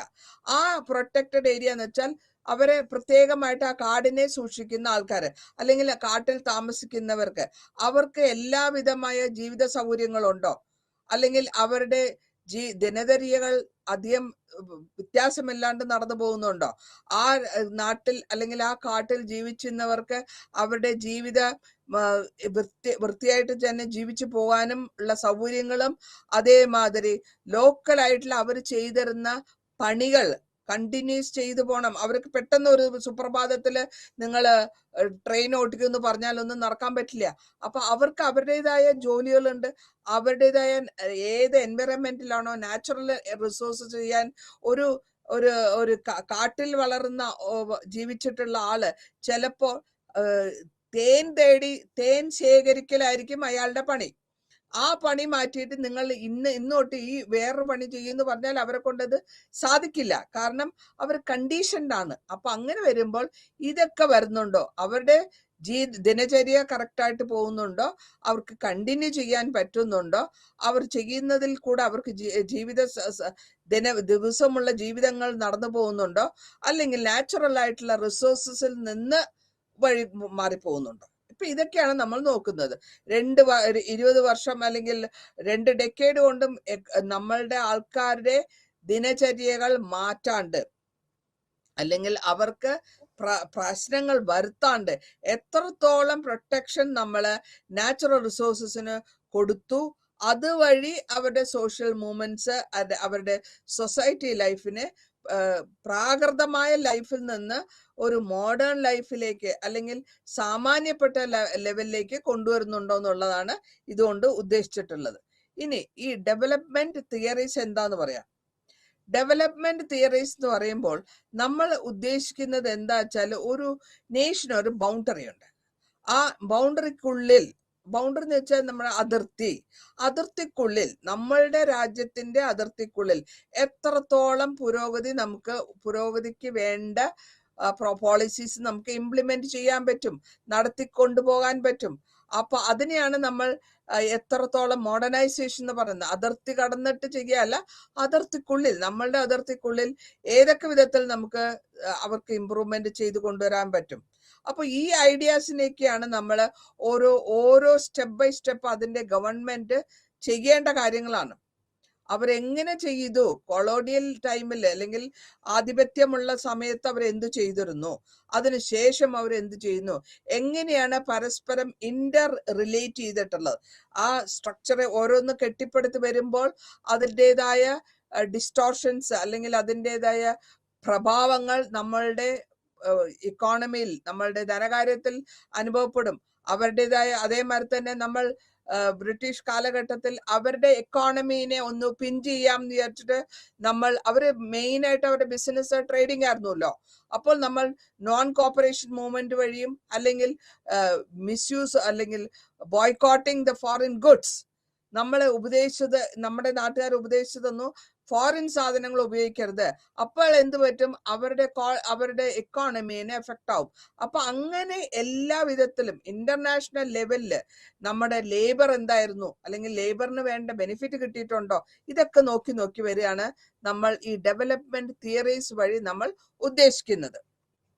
ഈ തിയറിയിൽ തന്നെ വളരെ ഇൻഡസ്ട്രിയൽ ആയിട്ടുള്ള കൺട്രികൾ, അതായത് ഫോറിൻ കൺട്രികൾ, വെസ്റ്റേൺ കൺട്രികൾ, വളരെ ഇമ്പോർട്ടൻ്റ് ആയിട്ടുള്ള സ്ഥലങ്ങൾ അവരുടെ പെരിഫറിയിൽ കൂടെ നിന്നുകൊണ്ട്, അവരുടെ വളർച്ചയിൽ കൂടെ നിന്നുകൊണ്ട് അവർക്കാവശ്യമായ അല്ലെങ്കിൽ ആ വൃത്തത്തിൽ, പെരിഫറി എന്ന് പറഞ്ഞാൽ വൃത്തത്തിനുള്ളിൽ നിന്നുകൊണ്ട് അവർ എത്രത്തോളം നമ്മളെ ചൂഷണം ചെയ്തിട്ടുണ്ട്, എത്രത്തോളം നമ്മളുടെ റിസോഴ്സസ് ഡ്രെയിൻ ചെയ്തെടുത്തിട്ടുണ്ട്, എത്രത്തോളം നമ്മളുടെ മാനുവൽ ലേബർ എടുത്തിട്ടുണ്ട്, ഇതൊക്കെ കണക്ക് കൂട്ടി അതിൻ്റെതായ ലെവലിൽ വേണം നമ്മൾ ബാക്കിയുള്ള കാര്യങ്ങൾ കണ്ടുപിടിക്കാൻ.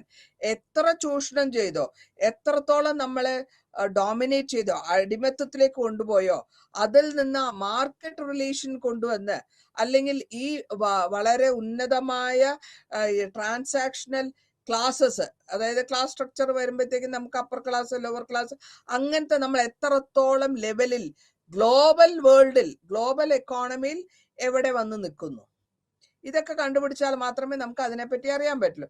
അപ്പോൾ ലോകത്തിലെ വേൾഡ് സിസ്റ്റത്തില് ഒരു തിയറി വരുന്നുണ്ട്, നമുക്ക് ഹോൾ വേൾഡിനെ ഒരു ക്യാപിറ്റലിസ്റ്റ്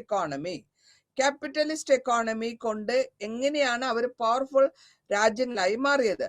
അപ്പോൾ അതിന് ഒരു എക്സാമ്പിൾ ആയിട്ട് നമ്മൾ പറഞ്ഞു, അവരുടെ എക്കോണമി എന്ന് പറയുന്ന ബ്രിട്ടീഷുകാരുടെയാണ് ഞാൻ ഇവിടെയും ഒരു എക്സാമ്പിൾ ആയിട്ട് എടുക്കുന്നത്.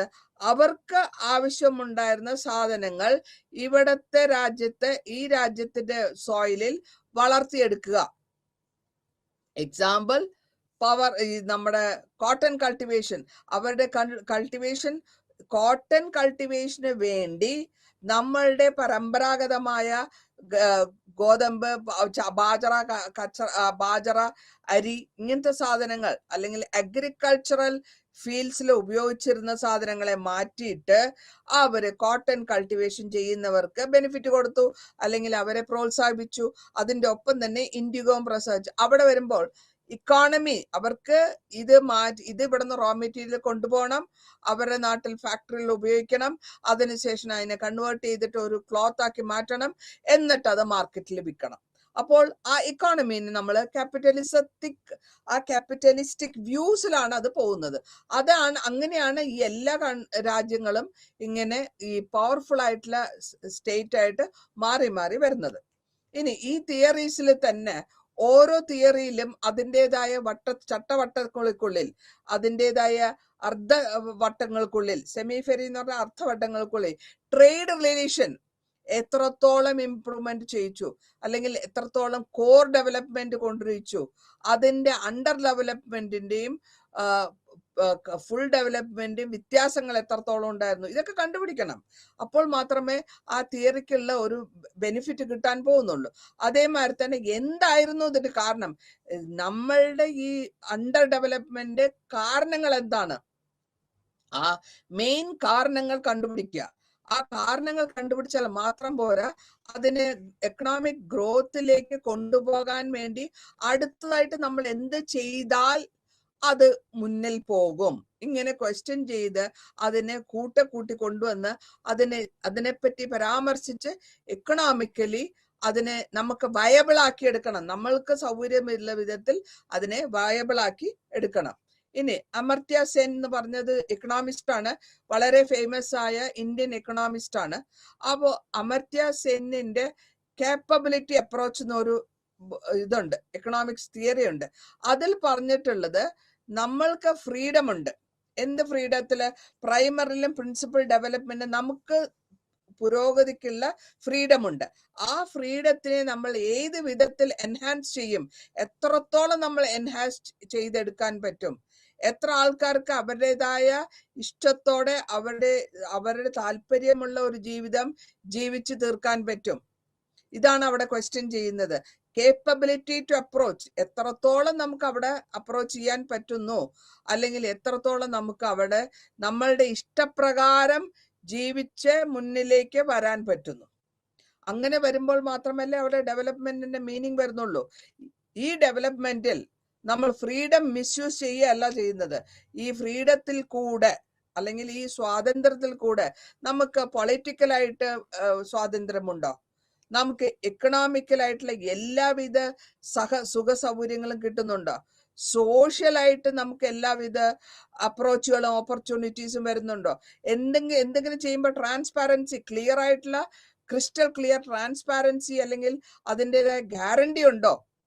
ഈ ഗ്യാരണ്ടി ഉണ്ടെങ്കിൽ തന്നെ അത് പ്രൊട്ടക്ട് ചെയ്യുന്ന, നമ്മളുടെ സെക്യൂരിറ്റിനെ പ്രൊട്ടക്ട് ചെയ്യുന്ന വിധത്തിലുള്ള ഗ്യാരണ്ടി ആണോ? ഇതൊക്കെയാണ് അമർത്യ സെൻ അങ്ങേരുടെ വളരെ ഇക്കണോമിക് വ്യൂവിൽ കൂടെ ഓരോ പരാമർശിച്ചിട്ട് അങ്ങനെ പറഞ്ഞ് മനസ്സിലാക്കി കൊടുത്തത്. നോബൽ വിന്നറാണ് അങ്ങേര് പറഞ്ഞു, ഇതുകൊണ്ട് ഇങ്ങനെ വന്നാൽ മാത്രമേ ആൾക്കാർക്ക് ജീവിത സൗകര്യങ്ങളിൽ പരിപാലിച്ചു പോകാൻ പറ്റുകയുള്ളൂ. ഇനി സോഷ്യൽ മൂവ്മെന്റ്സ് എന്തൊക്കെയാണ് വന്നത്? ആ സോഷ്യൽ മൂവ്മെന്റ്സും അതിൽ കൂടെ അതിൻ്റെതായ പാർട്ടിസിപ്പേറ്ററി ഡെവലപ്മെന്റ്. എന്താണ് ഈ സോഷ്യൽ മൂവ്മെന്റ്സിൽ നമ്മൾ ഉദ്ദേശിക്കുന്നത്? ഈ കാലഘട്ടത്തിൽ നമ്മൾ ഉദ്ദേശിക്കുന്നത്, നമ്മൾ ഈ സബ്ജക്റ്റിൽ പറയുന്നത് എൻവയറമെന്റൽ ഹിസ്റ്ററി എന്നാണ്. എൻവയറമെന്റും ഹിസ്റ്ററിയും കണക്റ്റഡ് ആണ്. അപ്പൊ സോഷ്യലി ഇക്കോളജിക്കലി നമുക്ക് പരസ്പരം ഒരു ധാരണയുണ്ട്. ആ ധാരണയിൽ കൂടി നമ്മൾ വളരെ ക്ലിയർ ആയിട്ട്, നമ്മൾ ഇന്നലെയും പരാമർശിച്ചു ഞാൻ, ഇത് തന്നെയാണ് ഏത് വിധത്തിലാണ് ഈ പ്രോഗ്രസ് അല്ലെങ്കിൽ ഏത് വിധത്തിലാണോ ഈ മുന്നേറ്റം, ജീവിത മുന്നേറ്റം നമ്മളുടെ എൻവയറമെന്റിനെ, നമ്മളുടെ ചുറ്റുപാടുകളിൽ അഫക്റ്റ് ചെയ്യുന്നത്. അങ്ങനെ വരുമ്പോൾ നമ്മൾ ക്വസ്റ്റ്യൻ ചെയ്യും, ഏതൊക്കെ വിധത്തിലാണ് ഇതുകൊണ്ട് ഉപകാരം എന്താണ് അല്ലെങ്കിൽ ഉപദ്രവം എന്താണ്. ഇത് രണ്ടും കമ്പാരിസൺ ചെയ്താൽ മാത്രമേ നമുക്ക് അറിയാൻ പറ്റുള്ളൂ. അങ്ങനെ ഇരിക്കുന്ന ഈ ആൾക്കാരുടെ അല്ലെങ്കിൽ ആ ജനതയുടെ പാർട്ടിസിപ്പേഷനെയാണ് ഇവിടെ ഞാൻ പാർട്ടിസിപ്പേറ്ററി ഡെവലപ്മെന്റ് എന്ന് പറഞ്ഞിട്ടുള്ളത്. പാർട്ടിസിപ്പേറ്ററി ഡെവലപ്മെന്റ് എന്ന് പറഞ്ഞാൽ ആ ജനത, ആ നാട്ടിൽ ജീവിക്കുന്നവർ ഇതിൽ പാർട്ടിസിപ്പേറ്റ് ചെയ്യുന്നുണ്ടോ, ഉണ്ടെങ്കിൽ എന്ത് വിധത്തിൽ, എന്തുകൊണ്ട് അവർ പാർട്ടിസിപ്പേറ്റ് ചെയ്യുന്നു, എന്തിനു വേണ്ടി അവർ ഇതിൽ പാർട്ടിസിപ്പേറ്റ് ചെയ്യുന്നു, അല്ലെങ്കിൽ എന്തുകൊണ്ട് അതിനെ അവർ എതിർക്കുന്നു. കമേഴ്സ്യൽ എക്സ്പ്ലോയിറ്റേഷൻ, ഈ ചിപ്കോ മൂവ്മെന്റ് നമ്മുടെ നാട്ടിൽ നടന്ന ഒരു സംഭവമാണ്, ഉത്തരാഖണ്ഡിൽ നടന്ന സംഭവമാണ്. ഇതിൽ വന്നിട്ടുള്ളത് എന്താ വെച്ചാൽ ഹിമാലയൻ മലനിരകളിലെ മരങ്ങൾ വെട്ടി മാറ്റണം. അവർക്ക് ആവശ്യം, ആ ബ്രിട്ടീഷ് ടൈമിൽ അവർക്ക് ആവശ്യം ഈ മരങ്ങളൊക്കെ, ഞാൻ ഇന്നലെയും പറഞ്ഞു, ഈ മരങ്ങളൊക്കെ ഷിപ്പ് ബിൽഡിങ്ങിന് വേണ്ടിയിട്ടും അതേമാതിരി റെയിൽവേ ലൈൻസിന് വേണ്ടിയിട്ടും അവർക്കത് കമേഴ്സ്യൽ ആയിട്ടുള്ള ഒരു എക്സ്പ്ലോയിറ്റേഷൻ ആണ്. ഏതിനെയാ എക്സ്പ്ലോയിറ്റ് ചെയ്യുന്നത്, ചൂഷണം ചെയ്യുന്നത്? രാജ്യത്തിലുള്ള മരങ്ങളെ, വലുതായിട്ടുള്ള മരങ്ങളെ. വർഷങ്ങളും യുഗങ്ങളും എടുത്താലേ അത്രയും വലിയ മരങ്ങൾ ഉണ്ടാവുള്ളൂ.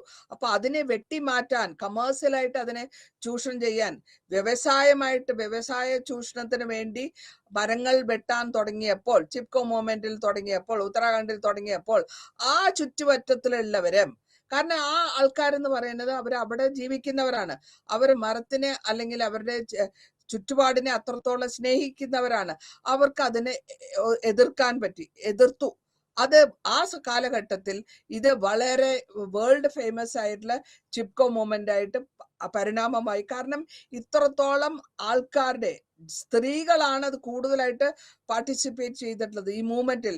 അവർ വന്ന് ചെടികളെ അല്ലെങ്കിൽ മരങ്ങളെ എതിർത്ത്, നിങ്ങൾക്ക് മരം മുറിക്കണമെങ്കിൽ ഞങ്ങളെ മുറിച്ചിട്ട് ഞങ്ങളെ കൊന്നതിന് ശേഷമേ മരം മുറിക്കാൻ പറ്റുള്ളൂ എന്നുള്ള, അവർക്ക് അതേ ചെയ്യാൻ പറ്റുള്ളൂ. ആ കാലഘട്ടത്തിൽ അവർക്ക് വലിയ പഠിപ്പൊന്നും ഇല്ലെങ്കിൽ കൂടെയും അവരുടെ ജീവൻ ഒരു മരത്തിന് വേണ്ടി കളയാൻ തയ്യാറാകുന്നു. അതാണ് അതിന്റെ ഉദ്ദേശം. അപ്പൊ ആ ഇൻവോൾവ്മെന്റ് വന്നപ്പോൾ ആ movement, Chipko movement world famous ആയി. അതിനുശേഷം അതിനെപ്പറ്റി ഡിസ്കഷൻസ് നടന്നു. ഇത്രത്തോളം ആൾക്കാർക്ക് ഇൻവോൾവ്മെന്റ് വരുമ്പോൾ അവിടെ ഇക്കോളജിക്കലി ഇമ്പാക്ട് വളരെ ഇമ്പോർട്ടന്റ് ആയിട്ട് വരുന്നുണ്ട്. ഓക്കെ, അപ്പൊ ഇങ്ങനെ വരുമ്പോൾ ആണ് നമുക്ക് പറയാൻ പറ്റുന്നത്, ഈ മനുഷ്യരാശിയുടെ ഗ്രോത്തിന് വേണ്ടിയോ അല്ലെങ്കിൽ അവരുടെ ഇംപ്രൂവ്മെന്റിനു വേണ്ടിയോ അവരുടെ പുരോഗതിക്ക് വേണ്ടിയോ നമ്മൾ സയൻസോ അല്ലെങ്കിൽ പൊളിറ്റിക്കൽ, നയപരമായോ തന്ത്രപരമായോ നമ്മൾ രാജ്യത്തിലുള്ള സോഷ്യൽ ഡെവലപ്മെന്റിന് വേണ്ടിയിട്ട് നമ്മൾ ഉപദ്രവിക്കാൻ തുടങ്ങുന്നു എന്നുള്ളത് അവർക്ക് മനസ്സിലാവുന്നു. ഓക്കെ, ഇവിടെ ചിപ്കോ മൊമെന്റിൽ ഞാൻ ഈ നേരത്തെ പറഞ്ഞു, അവര് മരങ്ങളെ ഒപ്പം പിടിക്കുകയും അവരെ പ്രിവെന്റ് ചെയ്തു. കോൺട്രാക്ടേഴ്സ് മുറിക്കാൻ വരുന്ന മരങ്ങളെ അവര് ഹഗ് ചെയ്ത് നിന്ന് മരങ്ങളെ മുറിക്കണതിന് മുമ്പ് ഞങ്ങളെ മുറിച്ചോളൂ. അപ്പൊ ഇതിനൊക്കെ ആ കോൺസെപ്റ്റ് റൂറൽ വളരെ പരിമിതമായ അറിവുള്ളവരാണെങ്കിൽ കൂടിയും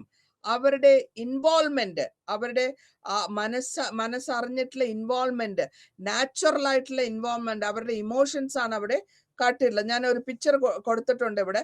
ഇവർ ഇങ്ങനെയാണ് ഇതിനെ പ്രൊട്ടക്ട് ചെയ്യാൻ നിന്നത്. നിങ്ങൾക്ക് മരം മുറിക്കണമെങ്കിൽ ആദ്യം നിങ്ങൾ ഞങ്ങളെ മുറിക്കൂ, എന്നിട്ട് നിങ്ങൾ മരം മുറിച്ചോളൂ. അപ്പൊ എത്രത്തോളം അവര് നേച്ചറിന് അല്ലെങ്കിൽ നേച്ചർ കൺസർവേഷനോ അല്ലെങ്കിൽ നേച്ചർ പ്രിസർവേഷനോ ഇമ്പോർട്ടന്റ് കൊടുക്കുന്നുണ്ട് എന്നുള്ളതാണ് ഇതിൽ വഴി ഞാൻ പരാമർശിച്ച് കാണിച്ചു തരാൻ ഉദ്ദേശിച്ചതിന്റെ അർത്ഥം ഇതാണ്. കാരണം ഇവർക്കൊന്നും വലിയ പഠിപ്പും വലിയ ഹൈ സ്കോളർലി അല്ല, പക്ഷെ അവർക്കറിയാം മരങ്ങൾ മുറിക്കുന്നത് തെറ്റാണ്, അല്ലെങ്കിൽ മരങ്ങൾ മുറിച്ചാൽ അത് നാടിന്റെ പുരോഗതിക്കോ അല്ലെങ്കിൽ അവരുടെ ജീവിതം തന്നെ പോകുമെന്നുള്ള ഒരു വിശ്വാസം, മരത്തിലുള്ള വിശ്വാസമാണ് അത് ഈ പിക്ചറിൽ കൂടെ അവർ എക്സ്പെക്ട് ചെയ്തത്. ഇതിന്റെ പോപ്പുലാരിറ്റി, ഈ ചിപ്കോ മൂവ്മെന്റിന്റെ പോപ്പുലാരിറ്റി രാജ്യം മുഴുവനും, ഇന്ത്യ മാത്രമല്ല വേൾഡ് വൈഡ് ആയിട്ട് അതിനെപ്പറ്റിയുള്ള പരാമർശങ്ങൾ വന്നു, അതിനെപ്പറ്റി ഡിസ്കഷൻസ് നടന്നു, അതിനെപ്പറ്റി പോപ്പുലാരിറ്റി കൂടി. പെട്ടെന്നായിരുന്നു ഈ പോപ്പുലാരിറ്റി വന്നത്. കാരണം ഇത്രയും വലിയൊരു ഹൈ ക്യാച്ചിങ് ആയിട്ടുള്ള ഒരു ഒപ്പോസിഷൻ സാധാരണക്കാരിൽ നിന്ന് അവർ എക്സ്പെക്ട് ചെയ്തില്ല. അങ്ങനെ വരുമ്പോൾ എക്സ്പെക്ട് ചെയ്യാത്തതാണ് നടന്നപ്പോ അത് മാത്രമല്ല അവരുടെ നാച്ചുറൽ ആയിട്ടുള്ള ജീവിത മാർഗമാണ് ഈ കൊമ്പുകളിൽ നിന്ന് ഉണങ്ങി വീഴുന്ന മരങ്ങളെ പീസുകളെ എടുത്തുകൊണ്ട് പോയിട്ട് വിൽക്കാൻ കൂട്ടിക്കെട്ടി. ആ സമയത്തൊന്നും ഗ്യാസോ അല്ലെങ്കിൽ ഇലക്ട്രിക് ഇതൊന്നും ഇല്ലല്ലോ. ചൂല എന്ന് വെച്ചാൽ അടുപ്പ് കത്തിക്കാനുള്ള ചൂലയിൽ വിട്ടുന്ന മരങ്ങൾ, ഈ ഉണങ്ങിയ മരങ്ങൾ പെറുക്കിയെടുത്തുകൊണ്ട് പോയി ജീവിക്കുന്നവരാണ്. അല്ലെങ്കിൽ ചെടികളും കൊടികളും മരങ്ങളിൽ നിന്ന് കിട്ടുന്നത് എടുത്ത് അവർ വിറ്റ് ജീവിക്കുന്നവരാണ്. അപ്പൊ അവരുടെ ജീവിത ദിനചര്യയാണ് ഇത് മുറിച്ചു മാറ്റിയാൽ എഫക്റ്റ് ആകാൻ പോവുക. അതുകൊണ്ടാണ് അവർ അതിനെ ഇത്രത്തോളം കാര്യമായിട്ട് ഒപ്പോസ് ചെയ്യാനും നിങ്ങൾ മരം മുറിക്കണമെങ്കിൽ ഞങ്ങളെ മുറിച്ചതിന് ശേഷം. അപ്പൊ ഈ എത്രത്തോളം ഇൻവോൾവ്മെന്റ് ഈ മൂവ്മെന്റിനെ വളരെ കാര്യമായിട്ട് വേൾഡ് വൈഡ് ആയിട്ട് ഇതിനെപ്പറ്റി ഒരു പോപ്പുലാരിറ്റി കിട്ടുകയും ചെയ്തു. അതിനെപ്പറ്റി വേൾഡിൽ മുഴുവനും ചർച്ചകൾ നടന്നു. ഈ ചർച്ചകൾ വഴി അവർ ഇതിനെ നോക്കാൻ തുടങ്ങി. അപ്പൊ ഇത് ഒരു ഇന്റർനാഷണൽ ലെവലിലുള്ള ഒരു ഇവന്റ് ആയിട്ട് മാറുകയാണ് ഇവിടെ. അതാണ് ഇതിന്റെ വളരെ കാര്യമായിട്ടുള്ള ഒരു പ്രത്യേകത ഈ മൂവ്മെന്റിൽ. അപ്പൊ ഇനി അടുത്ത് നമ്മൾ പരാമർശിക്കാൻ പോകുന്നത് നർമ്മദ ബച്ചാവോ ആന്തോളൻ. നർമ്മദ ബച്ചാവോ ആന്തോളനിൽ എന്താ വെച്ചാല് അവിടെ താമസിക്കുന്ന ആന്തോളൻ എന്ന് വെച്ചാൽ ഒപ്പോസിഷൻ, നർമ്മദ റിവറിന്റെ പേര്, ബച്ചാവോ എന്ന് വെച്ചാൽ രക്ഷപ്പെടുത്തുക.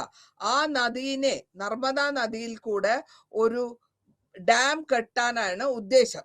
ആ ഡാം കെട്ടുമ്പോൾ നർമ്മദയ്ക്ക് കുറുകെ ഡാം കെട്ടുമ്പോൾ അവിടെ ആയിരക്കണക്കിനുള്ള ഏക്കർ ഓഫ് ലാൻഡ് ആണ് ആൾക്കാർ താമസിക്കുന്നുണ്ട്. ഈ ആദിവാസികളും അവിടെയുള്ള കർഷകരും അവിടെയുള്ള എൻവയറമെന്റലിസ്റ്റും അല്ലെങ്കിൽ ഹ്യൂമൻ റൈറ്റ്സ് ആക്ടിവിറ്റീസും അവളെല്ലാരും കൂടെ ചേർന്നിട്ടാണ് ഒരു ഒപ്പോസിഷൻ ക്രിയേറ്റ് ചെയ്യുക. ഒപ്പോസിഷൻ എന്താ വെച്ചാൽ ഈ ഡാമിൽ എത്രയോ വർഷങ്ങളായിട്ടുള്ള വെള്ളം പോയിക്കൊണ്ടിരിക്കുന്നുണ്ട്. അല്ലെങ്കിൽ ഈ ഡാമിന് കെട്ടി വന്നു കഴിഞ്ഞാൽ എക്കോസിസ്റ്റം ഡിസ്റ്റർബ് ആകും, അവരുടെ സാധാരണ മനുഷ്യരുടെ ജീവിതം ഡിസ്റ്റർബ് ആകും, അവരുടെ കൾച്ചർ ഡിസ്റ്റർബ് ആകും. അപ്പൊ ഇതിനെ ഈ ഇത്രയും വലിയ ലാർജ് സ്കെയിലുള്ള പ്രോജക്റ്റിനെ ഇതിന്റെ കോസ്റ്റ് കൊണ്ട് അല്ലെങ്കിൽ ഇത്രയും വലിയ കോടിക്കണക്കിന് എമൗണ്ട് ചെലവാക്കി ബെനിഫിറ്റ് ഉണ്ടാക്കുമോ, അല്ലെങ്കിൽ ഡാം കെട്ടി ഉണ്ടാക്കിയാൽ എന്ത് വരാൻ പോകുന്നു, ഇതിനെ പറ്റിയാണ് ഈ എൻവയറമെന്റലിസ്റ്റും ഇവരെ ഡിസ്കഷൻസ് നടത്തുന്നുണ്ട്. ഇതിന്റെ എക്കോസിസ്റ്റം അല്ലെങ്കിൽ ആ നാട്ടിലുള്ള അതിന്റെ ആവശ്യമുണ്ടോ, അതിനെപ്പറ്റി ഇത്രയും പണം ചെലവാക്കേണ്ട ആവശ്യമുണ്ടോ, ഇത്രത്തോളം ഇങ്ങനെ വലിയ വലിയ ഡാംസ് ഇവിടെ നർമ്മദയിൽ കെട്ടേണ്ട ആവശ്യമുണ്ടോ, പരാമർശങ്ങളായി, ഡിസ്കഷൻസ് ആയി, പ്രപ്പോസൽസ് ആയി. ഇതിനെയൊക്കെ അവര് അതിൽ നമ്മൾ ഫേമസ് ആയിട്ട് വരുന്നത് നമ്മളുടെ പത്കാർഡെയാണ്. നർമ്മദ ബച്ചാവോ ആന്തോളൻ എന്ന് പറയുന്നത് ഇവിടെ തന്നെ. ഇതിൽ അവര് ആ റിവറിൽ കൂടി ആ ഗ്രാമവാസികൾ ആ നദിയിൽ കൂടെ ക്രോസ് ആയിട്ട് ഇങ്ങനെ നിൽക്കുകയാണ്. ഇവിടെ ഒന്ന് നിങ്ങൾ മനസ്സിലാക്കണം, ഇവിടെ ആരുടെയും വലിയ വലിയ അറിവുള്ള സ്കോളേഴ്സ് അല്ല, സാധാരണക്കാരാണ് അവർ നിൽക്കുന്നത്.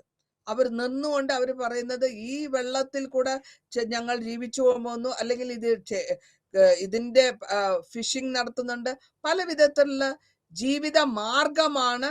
അതിനെ കണ്ടാണ് ഈ നദീനെ രക്ഷപ്പെടുത്തു, നർമ്മദ നദീനെ രക്ഷപ്പെടുത്തു, അങ്ങനെ ഈ ഓപ്പർച്യൂണിറ്റീനെ സോൾവ് ചെയ്യൂ, ഇങ്ങനെ ഈ നാട്ടിൽ ഉള്ള കറന്റ് പ്രോബ്ലംസ് എങ്ങനെയെങ്കിലും തീർക്കണം, ഇതാണ് അവരുടെ ഉദ്ദേശം.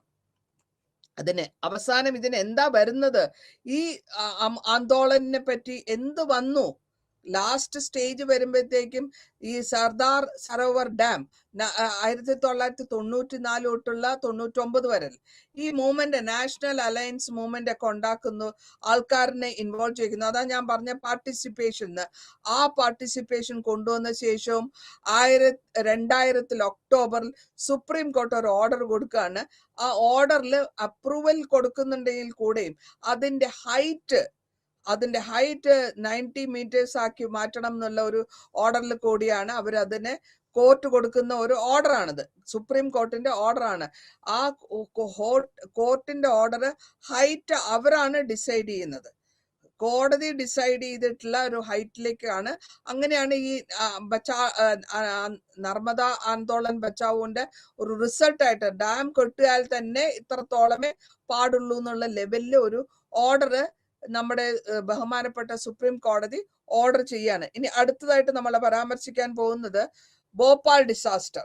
ഇതെല്ലാം ഓരോ ഇൻഡസ്ട്രിയും അതിൻ്റെതായ പരിണാമങ്ങൾ. ഇവിടെ ഇന്ത്യയിൽ നമ്മൾ യൂണിയൻ കാർബണേറ്റ് ആണ് ഇത്, അമേരിക്കൻ കമ്പനി. അപ്പൊ ഈ കമ്പനികൾ ഇവിടെ കൊണ്ടുവന്ന് ചെയ്യുമ്പോൾ എന്തുകൊണ്ട് അവർ ഇവിടെ കൊണ്ടുവന്ന് ചെയ്തു അവരുടെ നാട്ടിൽ വെക്കാണ്ട്?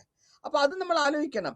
അപ്പൊ ഈ ഇങ്ങനെ ഒരു കാലഘട്ടം, ഈ ഡിസാസ്റ്റർ വളരെ പ്രശ്നമായ ഒരു കാര്യം. കാർബണിന്റെ ഗ്യാസ് പുറത്തു വരികയും ലക്ഷക്കണക്കിന് രൂപ ചെലവാക്കിയിട്ടുള്ള കമ്പനിയാണിത്.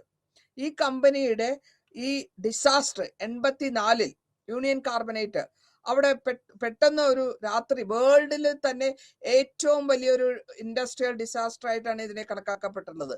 കാരണം ഒരു വാർണിങ്സും ഇല്ല.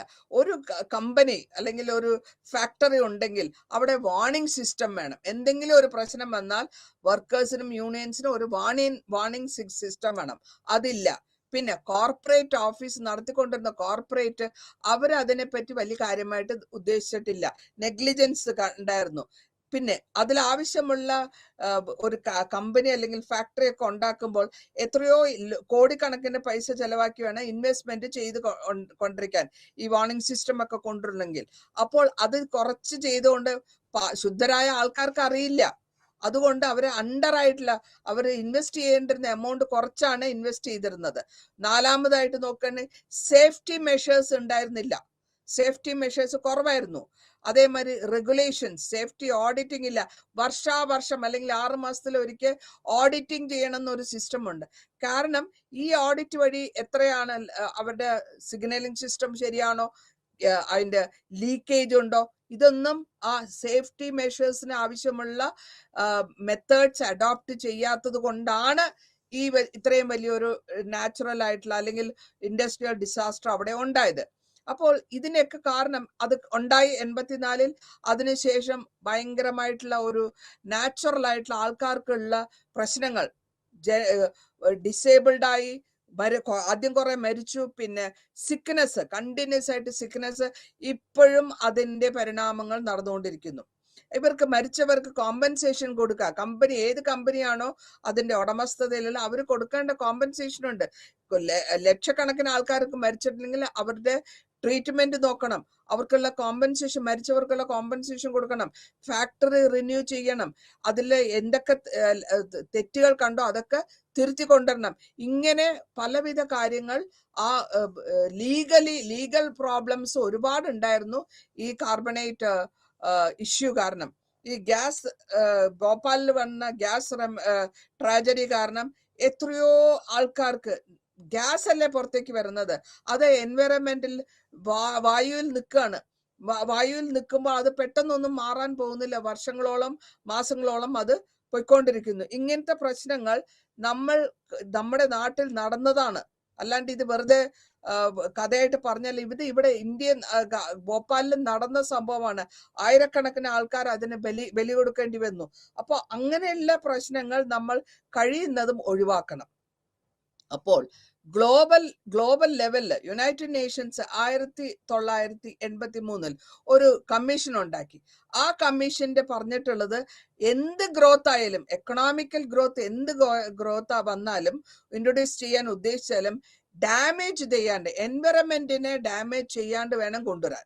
അതിലാണ് നമ്മൾ പറഞ്ഞിട്ടുള്ളത് അവർ കോമൺ ഫ്യൂച്ചർ, എല്ലാവർക്കും ഉള്ള ഫ്യൂച്ചർ, കോമൺ ആയിട്ടുള്ള ഫ്യൂച്ചറിൽ സസ്റ്റൈനബിൾ ഡെവലപ്മെന്റ് കൊണ്ടുവരിക. അതേസമയം അതിനെ കോംപ്രമൈസ് ചെയ്യാണ്ട് അതിന്റെ പരിണാമങ്ങൾക്ക് ഇങ്ങനെ വന്നാൽ അങ്ങനെ വരുന്ന അറിയാമല്ലോ. അപ്പൊ അവിടെ ഒരു ജിംനാസ്റ്റിക് കാണിക്കാണ്ട് കോംപ്രമൈസ് ഒന്നും കൊണ്ടുവരാണ്ട് ആൾക്കാരുടെ ജീവിതത്തിന്, അവരുടെ ഭാവി ജീവിതത്തിന് ഒരു പ്രശ്നങ്ങൾ വരുത്താണ്ട് കൊണ്ടുപോകണം. അതാണ് നമ്മളിവിടെ ഉദ്ദേശിച്ചുകൊണ്ടിരുന്നത്. എൻവയറമെന്റൽ കൺസേണിന് ഇമ്പോർട്ടൻസ് കൊടുത്ത് നിങ്ങൾ ഇംപ്രൂവ്മെന്റ് അല്ലെങ്കിൽ എന്താ പറയാ, നമ്മൾ ക്വാളിറ്റിയിൽ കൂടുതൽ കൊണ്ടുവരാം, ഡെവലപ്മെന്റ് കൊണ്ടുവരാം, വേണ്ട നമ്മൾ പറയുന്നില്ല. ഇനി കമ്മ്യൂണിറ്റി ബേസ്ഡ് നാച്ചുറൽ റിസോഴ്സസ് ഓരോ കൺട്രിയിലും ഓരോ കമ്മ്യൂണിറ്റി ബേസ്ഡ് റിസോഴ്സസ് ഒരു മോഡൽ ഉണ്ടാക്കുക. ആ മോഡലിൽ പ്രത്യേകമായിട്ട് പാവപ്പെട്ടവർക്കും റൂറൽ ആയിട്ടുള്ളവർക്കും ഏത് സ്ഥലത്താണോ പോപ്പുലേഷൻ കൂടുതലുള്ളതും അവിടെയുള്ള കോളനിയിലുള്ളവർക്കും അതിലുള്ള നാച്ചുറൽ റിസോഴ്സസ് ഉപയോഗിക്കുന്നതിനെ പറ്റിയുള്ള ഒരു മോഡൽ ഉണ്ടാക്കുക. ആ മോഡലിന്റെ ബേസ്മെന്റിൽ സസ്റ്റൈനബിൾ ആയിട്ടുള്ള പാർട്ടിസിപ്പേറ്ററി ആയിട്ടുള്ള കോൺസെപ്റ്റ്സ് വെച്ചിട്ട് വേണം ഈ ഗ്രോത്തിന് ആവശ്യമായ ഇംപ്രൂവ്മെന്റ് കൊണ്ടുവരാൻ. ഇതിൽ കൂടെ നമ്മൾ ഉദ്ദേശിക്കുന്ന വെച്ചാൽ നാച്ചുറൽ റിസോഴ്സസിനെ ഉപയോഗിക്കാം, അവിടുത്തെ ആൾക്കാർക്കും കേടുപാട് വരാണ്ട് നമ്മൾ ആ കോൺസെപ്റ്റിനെ, നമ്മൾ ഉദ്ദേശിക്കുന്ന കോൺസെപ്റ്റിനെ പരിപാലിച്ചു കൊണ്ട് തന്നെ അവരുടെ ജീവിതചര്യകളെയും പരിപാലിച്ചു കൊണ്ട് തന്നെ അവർക്ക് വേണ്ടപ്പെട്ട എന്തൊക്കെയാണോ സാധാരണ മനുഷ്യന് ആവശ്യമുള്ളത് അതിനെ ഹൈലൈറ്റ് ചെയ്യുക, അവർക്ക് വേണ്ടപ്പെട്ട സൗകര്യങ്ങൾ ഉണ്ടാക്കി കൊടുക്കുക, എന്നിട്ട് സിസ്റ്റമാറ്റിക് ആയിട്ട് അതിനെ മാനേജ് ചെയ്ത് കൊണ്ടുവരാനാണ് ഈ കമ്മ്യൂണിറ്റി ബേസ്ഡ് നാച്ചുറൽ റിസോഴ്സ് മാനേജ്മെന്റിന്റെ ആ മോഡലിന്റെ ഉദ്ദേശം. ഇനി ഫോറസ്റ്റ് റവന്യൂ, ഈ കാട്ടിൽ നിന്ന് വരുന്ന റവന്യൂ അതിനെ എങ്ങനെ യൂട്ടിലൈസ് ചെയ്യണം? ഫോറസ്റ്റിൽ നിന്ന് വരുന്ന റവന്യൂവിനെ ഒരു കൊളോണിയൽ സ്റ്റേറ്റിൽ നമ്മൾ ഉപയോഗിച്ചിരുന്നു, ഞാൻ നേരത്തെ പറഞ്ഞു അത്. അപ്പോൾ ആ ബ്യൂറോക്രാറ്റിക് ഇൻസ്റ്റിറ്റ്യൂഷൻ സ്ട്രക്ചറിൽ കണ്ടിന്യൂ ചെയ്യാണ്ട് അവിടെ ഉള്ള റവന്യൂവിനെ ലോക്കലായിട്ടുള്ളവർക്ക് ഏതൊക്കെ തരത്തിൽ നമ്മൾക്ക് അത് അവർക്ക് കമ്മ്യൂണിറ്റിക്ക് കളക്റ്റീവായിട്ട് ഉപയോഗിച്ച് കൊടുക്കാൻ പറ്റും, ഏതൊക്കെ തരത്തിൽ നമ്മൾക്ക് ലീഗൽ സിസ്റ്റംസ് എന്തൊക്കെയാണോ ലീഗൽ സിസ്റ്റംസ് ആവശ്യമുള്ളത് അതിനെ നോൺ യൂറോപ്യൻ ഫോംസ് വഴി അതിനെ അവർക്ക് കിട്ടേണ്ട റൈറ്റ്സ് കൊടുത്ത്, അവർക്ക് കിട്ടേണ്ട കൺസേൺ കൊടുത്ത്, അവർക്ക് ജീവിക്കാനുള്ള അവരുടെ ഒബ്ജക്റ്റീവ്സ്, ആ ഫോറസ്റ്റിനെ റിസർവ് ചെയ്യണം, കൺസർവ് ചെയ്യണം. പക്ഷെ അതിൻ്റെതായ ആൾക്കാർക്ക് ആ ട്രഡീഷണൽ ഫോറസ്റ്റിൽ താമസിക്കുന്നവരുടെ ഡിസ്റ്റർബൻസ് ഇല്ലാണ്ട് വേണം ചെയ്താനും ഭരിക്കാനും എന്നുള്ളതാണ് ഈ ഫോറസ്റ്റ് റവന്യൂ വഴി ഉദ്ദേശിക്കുന്നത്. ആ പോസ്റ്റ് കൊളോണിയൽ ടൈമില് സൊസൈറ്റിയിൽ നമ്മൾ എന്തൊക്കെയാണോ പോസ്റ്റ് കൊളോണിയൽ ടൈമിൽ കൊളോണി മാറിയ ശേഷം നമ്മൾ ഏതൊക്കെ ഇൻസ്റ്റിറ്റ്യൂഷൻസ് പ്രാക്ടീസ് ചെയ്യാൻ ഉദ്ദേശിച്ചോ അത് പെർഫെക്റ്റ് ആയിട്ട് കൊണ്ടുവന്നോ, അവരുടെ ജീവിതചര്യ, അവരുടെ ലൈവ്ലിഹുഡ് അവർക്ക് സപ്പോർട്ട് ചെയ്യാനുള്ള നാച്ചുറൽ റിസോഴ്സസ് കൊടുത്തിട്ടുണ്ടോ, കമ്മ്യൂണിറ്റി ബേസ്ഡ് ആയിട്ടുള്ള റിസോഴ്സ് മാനേജ്മെന്റും ചേഞ്ചസും കൊണ്ടുവന്നോ, ഇതൊക്കെ നമ്മൾ കൊണ്ടുവന്നാൽ മാത്രമേ നമ്മൾ പരാമർശിച്ച മാതിരിയുള്ള ആ സക്സസും ഫെയിലിയേഴ്സും ചെയ്യാൻ പറ്റുള്ളൂ. ഇനി ജോയിന്റ് ഫോറസ്റ്റ് മാനേജ്മെന്റ് എന്താണ്? ജോയിന്റ് ഫോറസ്റ്റ് മാനേജ്മെന്റ് ഇന്ത്യയിൽ പറഞ്ഞിട്ടുള്ള ഒരു സിസ്റ്റമാറ്റിക് ഷിഫ്റ്റ് ആണ്. ആ ഷിഫ്റ്റിൽ നിന്ന് നോൺ സ്റ്റേറ്റ് നിന്ന് കമ്മ്യൂണിറ്റി ബേസ്ഡ് ആയിട്ടുള്ള നാച്ചുറൽ റിസോഴ്സ് മാനേജ്മെന്റ് പതുക്കെ കൊണ്ടുവരിക. അത് ആ പോളിസി എന്ന് 27 സ്റ്റേറ്റ്സിലാണ് അത് പരാമർശിച്ചത്. അത് സിസ്റ്റമാറ്റിക് ആയിട്ട് പിന്നെ അത് വേൾഡ് മുഴുവനും കൊണ്ടുവരിക്കാൻ നമ്മൾ ശ്രമിക്കുന്നു. ഇതിൽ വഴി നമ്മൾ എന്താ കൊണ്ടുവരാൻ ഉദ്ദേശിക്കുന്നത് വെച്ചാല് അവിടെയുള്ള ആൾക്കാർക്ക് ഒരു പോസിറ്റീവ് ആയിട്ടുള്ള ദിനചര്യ കൺസർവേഷൻ ചെയ്യുക, പരിപാലിച്ചു കൊണ്ടുപോവുക, സ്റ്റേറ്റിനും സൊസൈറ്റിക്കും ഉള്ള റിലേഷൻഷിപ്പിനെ നല്ല വിധത്തിൽ കൊണ്ടുപോവുക, അല്ലെങ്കിൽ സബ്സ്റ്റാൻഷ്യൽ ചേഞ്ചസ് കൊണ്ടുവരുമ്പോൾ അവരുടേതായിട്ടുള്ള പവർ അല്ലെങ്കിൽ അവർക്ക് അവരുടെ പ്രോപ്പർട്ടിക്കുള്ള അവരുടെ ഭരണം അല്ലെങ്കിൽ അതേമാതിരി തന്നെ ഗവൺമെന്റും ഈ ആൾക്കാർക്ക് താമസിക്കുന്നവർക്ക് അവരുടേതായ റൈറ്റ്സ് കൊടുക്കണം. ആ റൈറ്റ്സ് കൊടുത്തു വേണം അവരുടെ ജീവിതചര്യങ്ങൾ കൊണ്ടുപോകാൻ. ഇനി 1990 ഒരു കുറെ ഡെവലപ്മെന്റ് സിസ്റ്റം കൊണ്ടുവന്നു. ആ സിസ്റ്റം വഴി നമ്മൾ ഉദ്ദേശിക്കുന്നത് ഓവർലാപ്പിംഗ് ഇല്ലാണ്ട് ട്രഡീഷണൽ വില്ലേജ് കമ്മ്യൂണിറ്റിയുടെ ലോക്കൽ കമ്മ്യൂണിറ്റി കൊണ്ടുവരികയും അതിൽ ഓവർലാപ്പ് ചെയ്യിക്കാണ്ട് വില്ലേജ് കമ്മ്യൂണിറ്റിക്ക് ഏതൊക്കെ തരത്തിൽ വെറൈറ്റി ആയിട്ടുള്ള കൺസർവേഷനും ഡെവലപ്മെന്റ് സ്കീംസ് കൊണ്ടുവരിക. ആ സ്കീമിൽ കൊണ്ട് അങ്ങനെയാണ് നമ്മൾ ഗ്രാമസഭയും ലോക്കലായിട്ടുള്ള ആൾക്കാരെ എലക്ട് ചെയ്ത് കൊണ്ടുവരിക. ലോക്കലായിട്ടുള്ള ആൾക്കാർ അല്ലെങ്കിൽ പഞ്ചായത്ത് രാജ് നമുക്ക് പറയാം ആ ബോഡിയിൽ. കാരണം അവരുടെ പ്രശ്നങ്ങൾ അവർക്കാണ് ഏറ്റവും കൂടുതൽ പറയാൻ പറ്റുക. അവരെ ഇൻവോൾവ് ചെയ്യിച്ച് വേണം ഈ പഞ്ചായത്ത് രാജ് വഴി എല്ലാവിധ ഗ്രോത്തും കൊണ്ടുവരണം എന്നുള്ളതാണ് ഈ ഡെവലപ്മെന്റ് സ്കീമിന്റെ ഉദ്ദേശം. ഇനി നിയോ ലിബറലിസം എന്ന് പറഞ്ഞു കഴിഞ്ഞാൽ ഒരു പ്രത്യേക തരമായിട്ടുള്ള ഒരു നിയോ ലിബറലിസം. ഗ്രാജുവൽ ഷിഫ്റ്റിൽ നിന്ന്. അപ്പോൾ ഇവിടെ വരുന്നത് റിട്രീറ്റിംഗ് സ്റ്റേറ്റ് ചെയ്യേണ്ട കാര്യങ്ങൾ സ്റ്റേറ്റ് ചെയ്തു കൊടുക്കണം. നോൺ ഗവൺമെന്റ് ഓർഗനൈസേഷൻ NGOs വഴി അവരെ കൊണ്ട് ഈ ആൾക്കാർക്ക് ഫിലാന്ത്രറ്റിക് ആയിട്ടുള്ള ആൾക്കാർക്ക് പറഞ്ഞ് മനസ്സിലാക്കി കൊടുത്ത് 80-ൽ ഇത് പ്രൊഫഷണലിസത്തിലേക്ക് മാറ്റിയെടുക്കുകയാണ് നമ്മൾ ചെയ്തത്. ഇതിൽ തന്നെ നമ്മൾ ചെയ്തു ഈ ഫിലോസഫിക്കലായിട്ട് അവർക്ക് കമ്മിറ്റ്മെന്റ് എത്രത്തോളം ഉണ്ട്, അല്ലെങ്കിൽ എന്തൊക്കെ ചെയ്യാം പാവപ്പെട്ട കമ്മ്യൂണിറ്റീസിന് ട്രാൻസ്ലേറ്റ് ചെയ്ത് മാർക്കറ്റ് ഓറിയന്റഡ് ആയിട്ടുള്ള ഇൻഡസ്ട്രിയൽ സ്ട്രക്ചേഴ്സ് കൊണ്ടുവച്ച് പുതിയതായിട്ടുള്ള എന്റർപ്രണർഷിപ്പ് കൊണ്ടുവച്ച് അതിന്റെ ഫൗണ്ടിങ് ഗ്രാമീണ ബാങ്ക് ഉണ്ടാക്കി ബംഗ്ലാദേശില്. അവർ പ്രത്യേകിച്ച് ലേഡീസിന് മാത്രം. ഡിസ്കോസ് അനാലിസിസിൽ മൈക്കൽ ഫ്രോട്ട് പറയുന്നത് കോളനിയിൽ ആ സമയത്തുള്ള കോളനി, പോസ്റ്റ് കോളനി, ഇതെല്ലാം ഓരോ കോളനി ഫ്രീഡം കിട്ടിയ ശേഷം വരുന്നതാണ്. അപ്പൊ അതിന് ഇന്റർനാഷണൽ ഫൈനാൻഷ്യൽ ഇൻസ്റ്റിറ്റ്യൂട്ട് വഴിയും അതേമാതിരി ഡെവലപ്മെന്റ് NGOs വഴിയും അതേമാതിരി ക്യാപിറ്റലും മാർക്കറ്റും റിലേഷൻഷിപ്പ് കൊണ്ടിരിക്കുക. അങ്ങനെ ഇന്റർനാഷണൽ ഡെവലപ്മെന്റിനെ ഒരു കൾച്ചറൽ ഇമ്പീരിയലിസം കൊണ്ടുവച്ച് അതിനെ ഇംപ്ലിമെന്റ് ചെയ്ത് അതിന്റെ ബെനിഫിറ്റ് അവർക്ക് കിട്ടണം. ഇതാണ് ഇതിൽ ഉദ്ദേശിച്ചിട്ടുള്ളത്. ഇനി മിലേനിയം ഡെവലപ്മെന്റ് ഗോൾസിൽ ഒരുപാട് മിലേനിയം ഡെവലപ്മെന്റ് ഗോൾസിൽ ഇതില് പറഞ്ഞിട്ടുള്ള കാര്യങ്ങൾ രാജ്യത്തുള്ള ഹങ്കർ സ്ട്രൈക്ക് അല്ലെങ്കിൽ ദാരിദ്ര്യം മാറ്റുക, എല്ലാവർക്കും വേണ്ട വിധത്തിൽ എഡ്യൂക്കേഷൻ കൊടുക്കുക, യൂണിവേഴ്സൽ പ്രൈമറി എഡ്യൂക്കേഷൻ കൊടുക്കുക, ജെൻഡർ ഇക്വാളിറ്റി, ആൺ പെൺ വ്യത്യാസം, ലേഡീസിനെ എംപവർമെന്റ് ചെയ്യുക, കുഞ്ഞുങ്ങൾ മരിച്ചു പോകുന്നത് ചൈൽഡ് മോർട്ടാലിറ്റി റേറ്റ് കുറയ്ക്കുക, മെറ്റേണൽ ഹെൽത്ത് ഇംപ്രൂവ് ചെയ്യുക, അങ്ങനെ മലേറിയ ഡിസീസുകളെ കുറച്ചുകൊണ്ട് ഇങ്ങനെ പല വിധത്തിലാണ് ഇത് യുണൈറ്റഡ് നേഷൻസ് മെമ്പേഴ്സ് ജോയിൻ ചെയ്ത് 17 ആയിട്ടുള്ള ഇൻഡിപെൻഡന്റ് ആയിട്ടുള്ള ഈ മിലേനിയം ഡെവലപ്മെന്റ് ഗോൾസിൽ. ഇനി നമ്മൾ പറയാൻ മനസ്സിലാക്കുന്നത് ഗ്ലോബൽ വാർമിംഗ്. എന്തുകൊണ്ടാണ് ഗ്ലോബൽ വാർമിംഗ് വരുന്നത്? എനർജി കൺസപ്ഷൻ കൂടുതലായതുകൊണ്ടാണ് ഗ്ലോബൽ വാർമിംഗ് വരുന്നത്. അല്ലെങ്കിൽ ഫോസിൽ ഫ്യൂവൽ നമ്മൾ ബേൺ ചെയ്യുന്നു, ആ ഹീറ്റ് ട്രാപ്പ് ചെയ്ത് കിടക്കുന്ന എർത്തിന്റെ പുറത്ത് വരുന്ന ആ ഹീറ്റിനെ, ഗ്രീൻ ഹൗസ് ഇഫക്റ്റിനെ ഹീറ്റ് വന്ന് ട്രാപ്പ് ചെയ്യുന്നു. അപ്പൊ ലോങ് ടേമിൽ നമ്മൾ നോക്കുമ്പോൾ ഈ ഹീറ്റിംഗ് എർത്തിന്റെ ക്ലൈമാറ്റിക് സിസ്റ്റം തന്നെ മാറി മറിഞ്ഞു പോവുകയാണ്. കാരണം ഈ കാർബൺ ഡയോക്സൈഡ് വന്നിട്ട് ഈ ഗ്ലോബൽ വാർമിങ്ങിന്റെ കാരണം ഇതിന് ഒരു സുഷിരങ്ങൾ വീഴും. ആ സുഷിരങ്ങൾ വഴി അത് കൂടുതലായി പോകുന്നു. ഇനി ആന്ത്രപ്പോണിയൽ വഴിയിൽ നമ്മൾ ഉദ്ദേശിക്കുന്നതും ഇതേമാതിരി അറ്റ്മോസ്ഫിയറിക്കും ജിയോളജിക്കൽ ഹൈഡ്രോളജിക്കൽ പ്രോസസ് വഴി മനുഷ്യ മനസ്സിനെ ഉപദ്രവിക്കാണ്ട് കൊണ്ടുപോകണം എന്നുള്ളതാണ് ആന്ത്രപ്പോണിയന്റെ വരുന്നത്.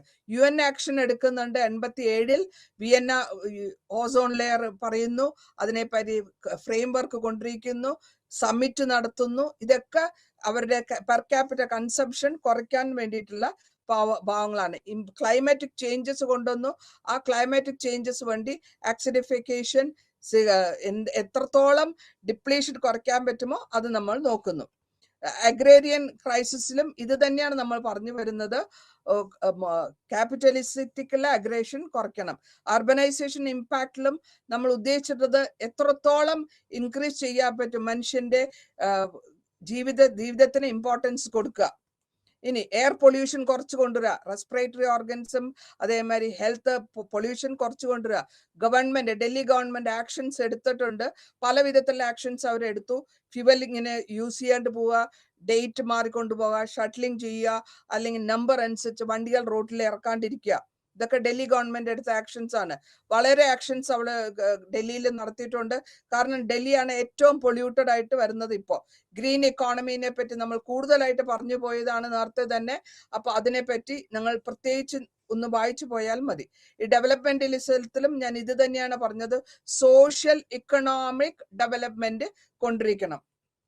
ഇതോടുകൂടി നമ്മൾ ഈ സോഷ്യൽ ഡെവലപ്മെന്റ് ഇക്കണോമിക്കിൽ വരുമ്പോൾ നമ്മൾ ഉദ്ദേശിക്കുന്ന തരത്തിൽ ഇംപ്രൂവ്മെന്റ് കൊണ്ടിരിക്കാൻ പറ്റുന്നുണ്ട്. അപ്പൊ അതിന് വേണ്ടിയിട്ടുള്ള പ്രയോറിറ്റൈസ് ചെയ്യണം. ഏതിനാണ് നമ്മൾ ആദ്യം കൂടുതൽ ഇമ്പോർട്ടൻസ് കൊടുക്കേണ്ടത്? ഇക്കോളജിക്കൽ വെൽബീയിങ്, ആൾക്കാരുടെ ചാലഞ്ചസിനെയും അവരുടെ യൂസും കൺസംഷനും കുറയ്ക്കുക. കോർപ്പറേറ്റ് പ്രോഫിറ്റ്സിന് വേണ്ടിയിട്ട് നമ്മൾ കൂടുതൽ ഉണ്ടാക്കാൻ പാടില്ല. അങ്ങനെ വരുമ്പോൾ ഓട്ടോമാറ്റിക് ആയിട്ട് നമുക്ക് എൻവയറമെന്റൽ ജസ്റ്റിസ് ചെയ്തു പോവുകയാണെങ്കിൽ നമുക്ക് എൻവയറമെന്റിനെ അധികം ഉപദ്രവിക്കാണ്ടും അതിന് വേണ്ട റീഹാബിലിറ്റേഷൻ അല്ലെങ്കിൽ റീഡിസ്ട്രിബ്യൂഷൻ ചെയ്തിട്ട് നമുക്ക് ചെയ്യിക്കാൻ പറ്റും. ഗവൺമെന്റ് വിചാരിച്ചാൽ പറ്റും. ജനങ്ങളെ അവെയർ ആക്കുക, അതിനെപ്പറ്റിയുള്ള കാര്യങ്ങൾ പറഞ്ഞ് മനസ്സിലാക്കി കൊടുത്ത് ഇംപ്ലിമെന്റ് ചെയ്യിക്കാനും വേണം. ഇതാണ് നമ്മൾ ഈ ചാപ്റ്ററിൽ ഈ ഡിസ്കസ് ചെയ്തു പോയത്. നിങ്ങൾ നല്ല വിധത്തിൽ ഈ ചാപ്റ്ററിനെ ഒന്ന് വായിച്ച് മനസ്സിലാക്കിയാൽ നമ്മൾക്ക് എത്രത്തോളം ഇംപ്രൂവ്മെന്റ് നമ്മൾ സ്വയം ചെയ്യാൻ പറ്റും. നമ്മുടെ നാടുകളിൽ നമ്മൾ പ്രാക്ടീസ് ആസ് എ സിറ്റിസൺ ഓരോ മനുഷ്യരും അവൻ്റെതായ കോൺട്രിബ്യൂഷൻ ഈ എൻവയറമെന്റൽ പ്രൊട്ടക്ഷന് വേണ്ടി ചെയ്യണം. നന്ദി, നമസ്കാരം.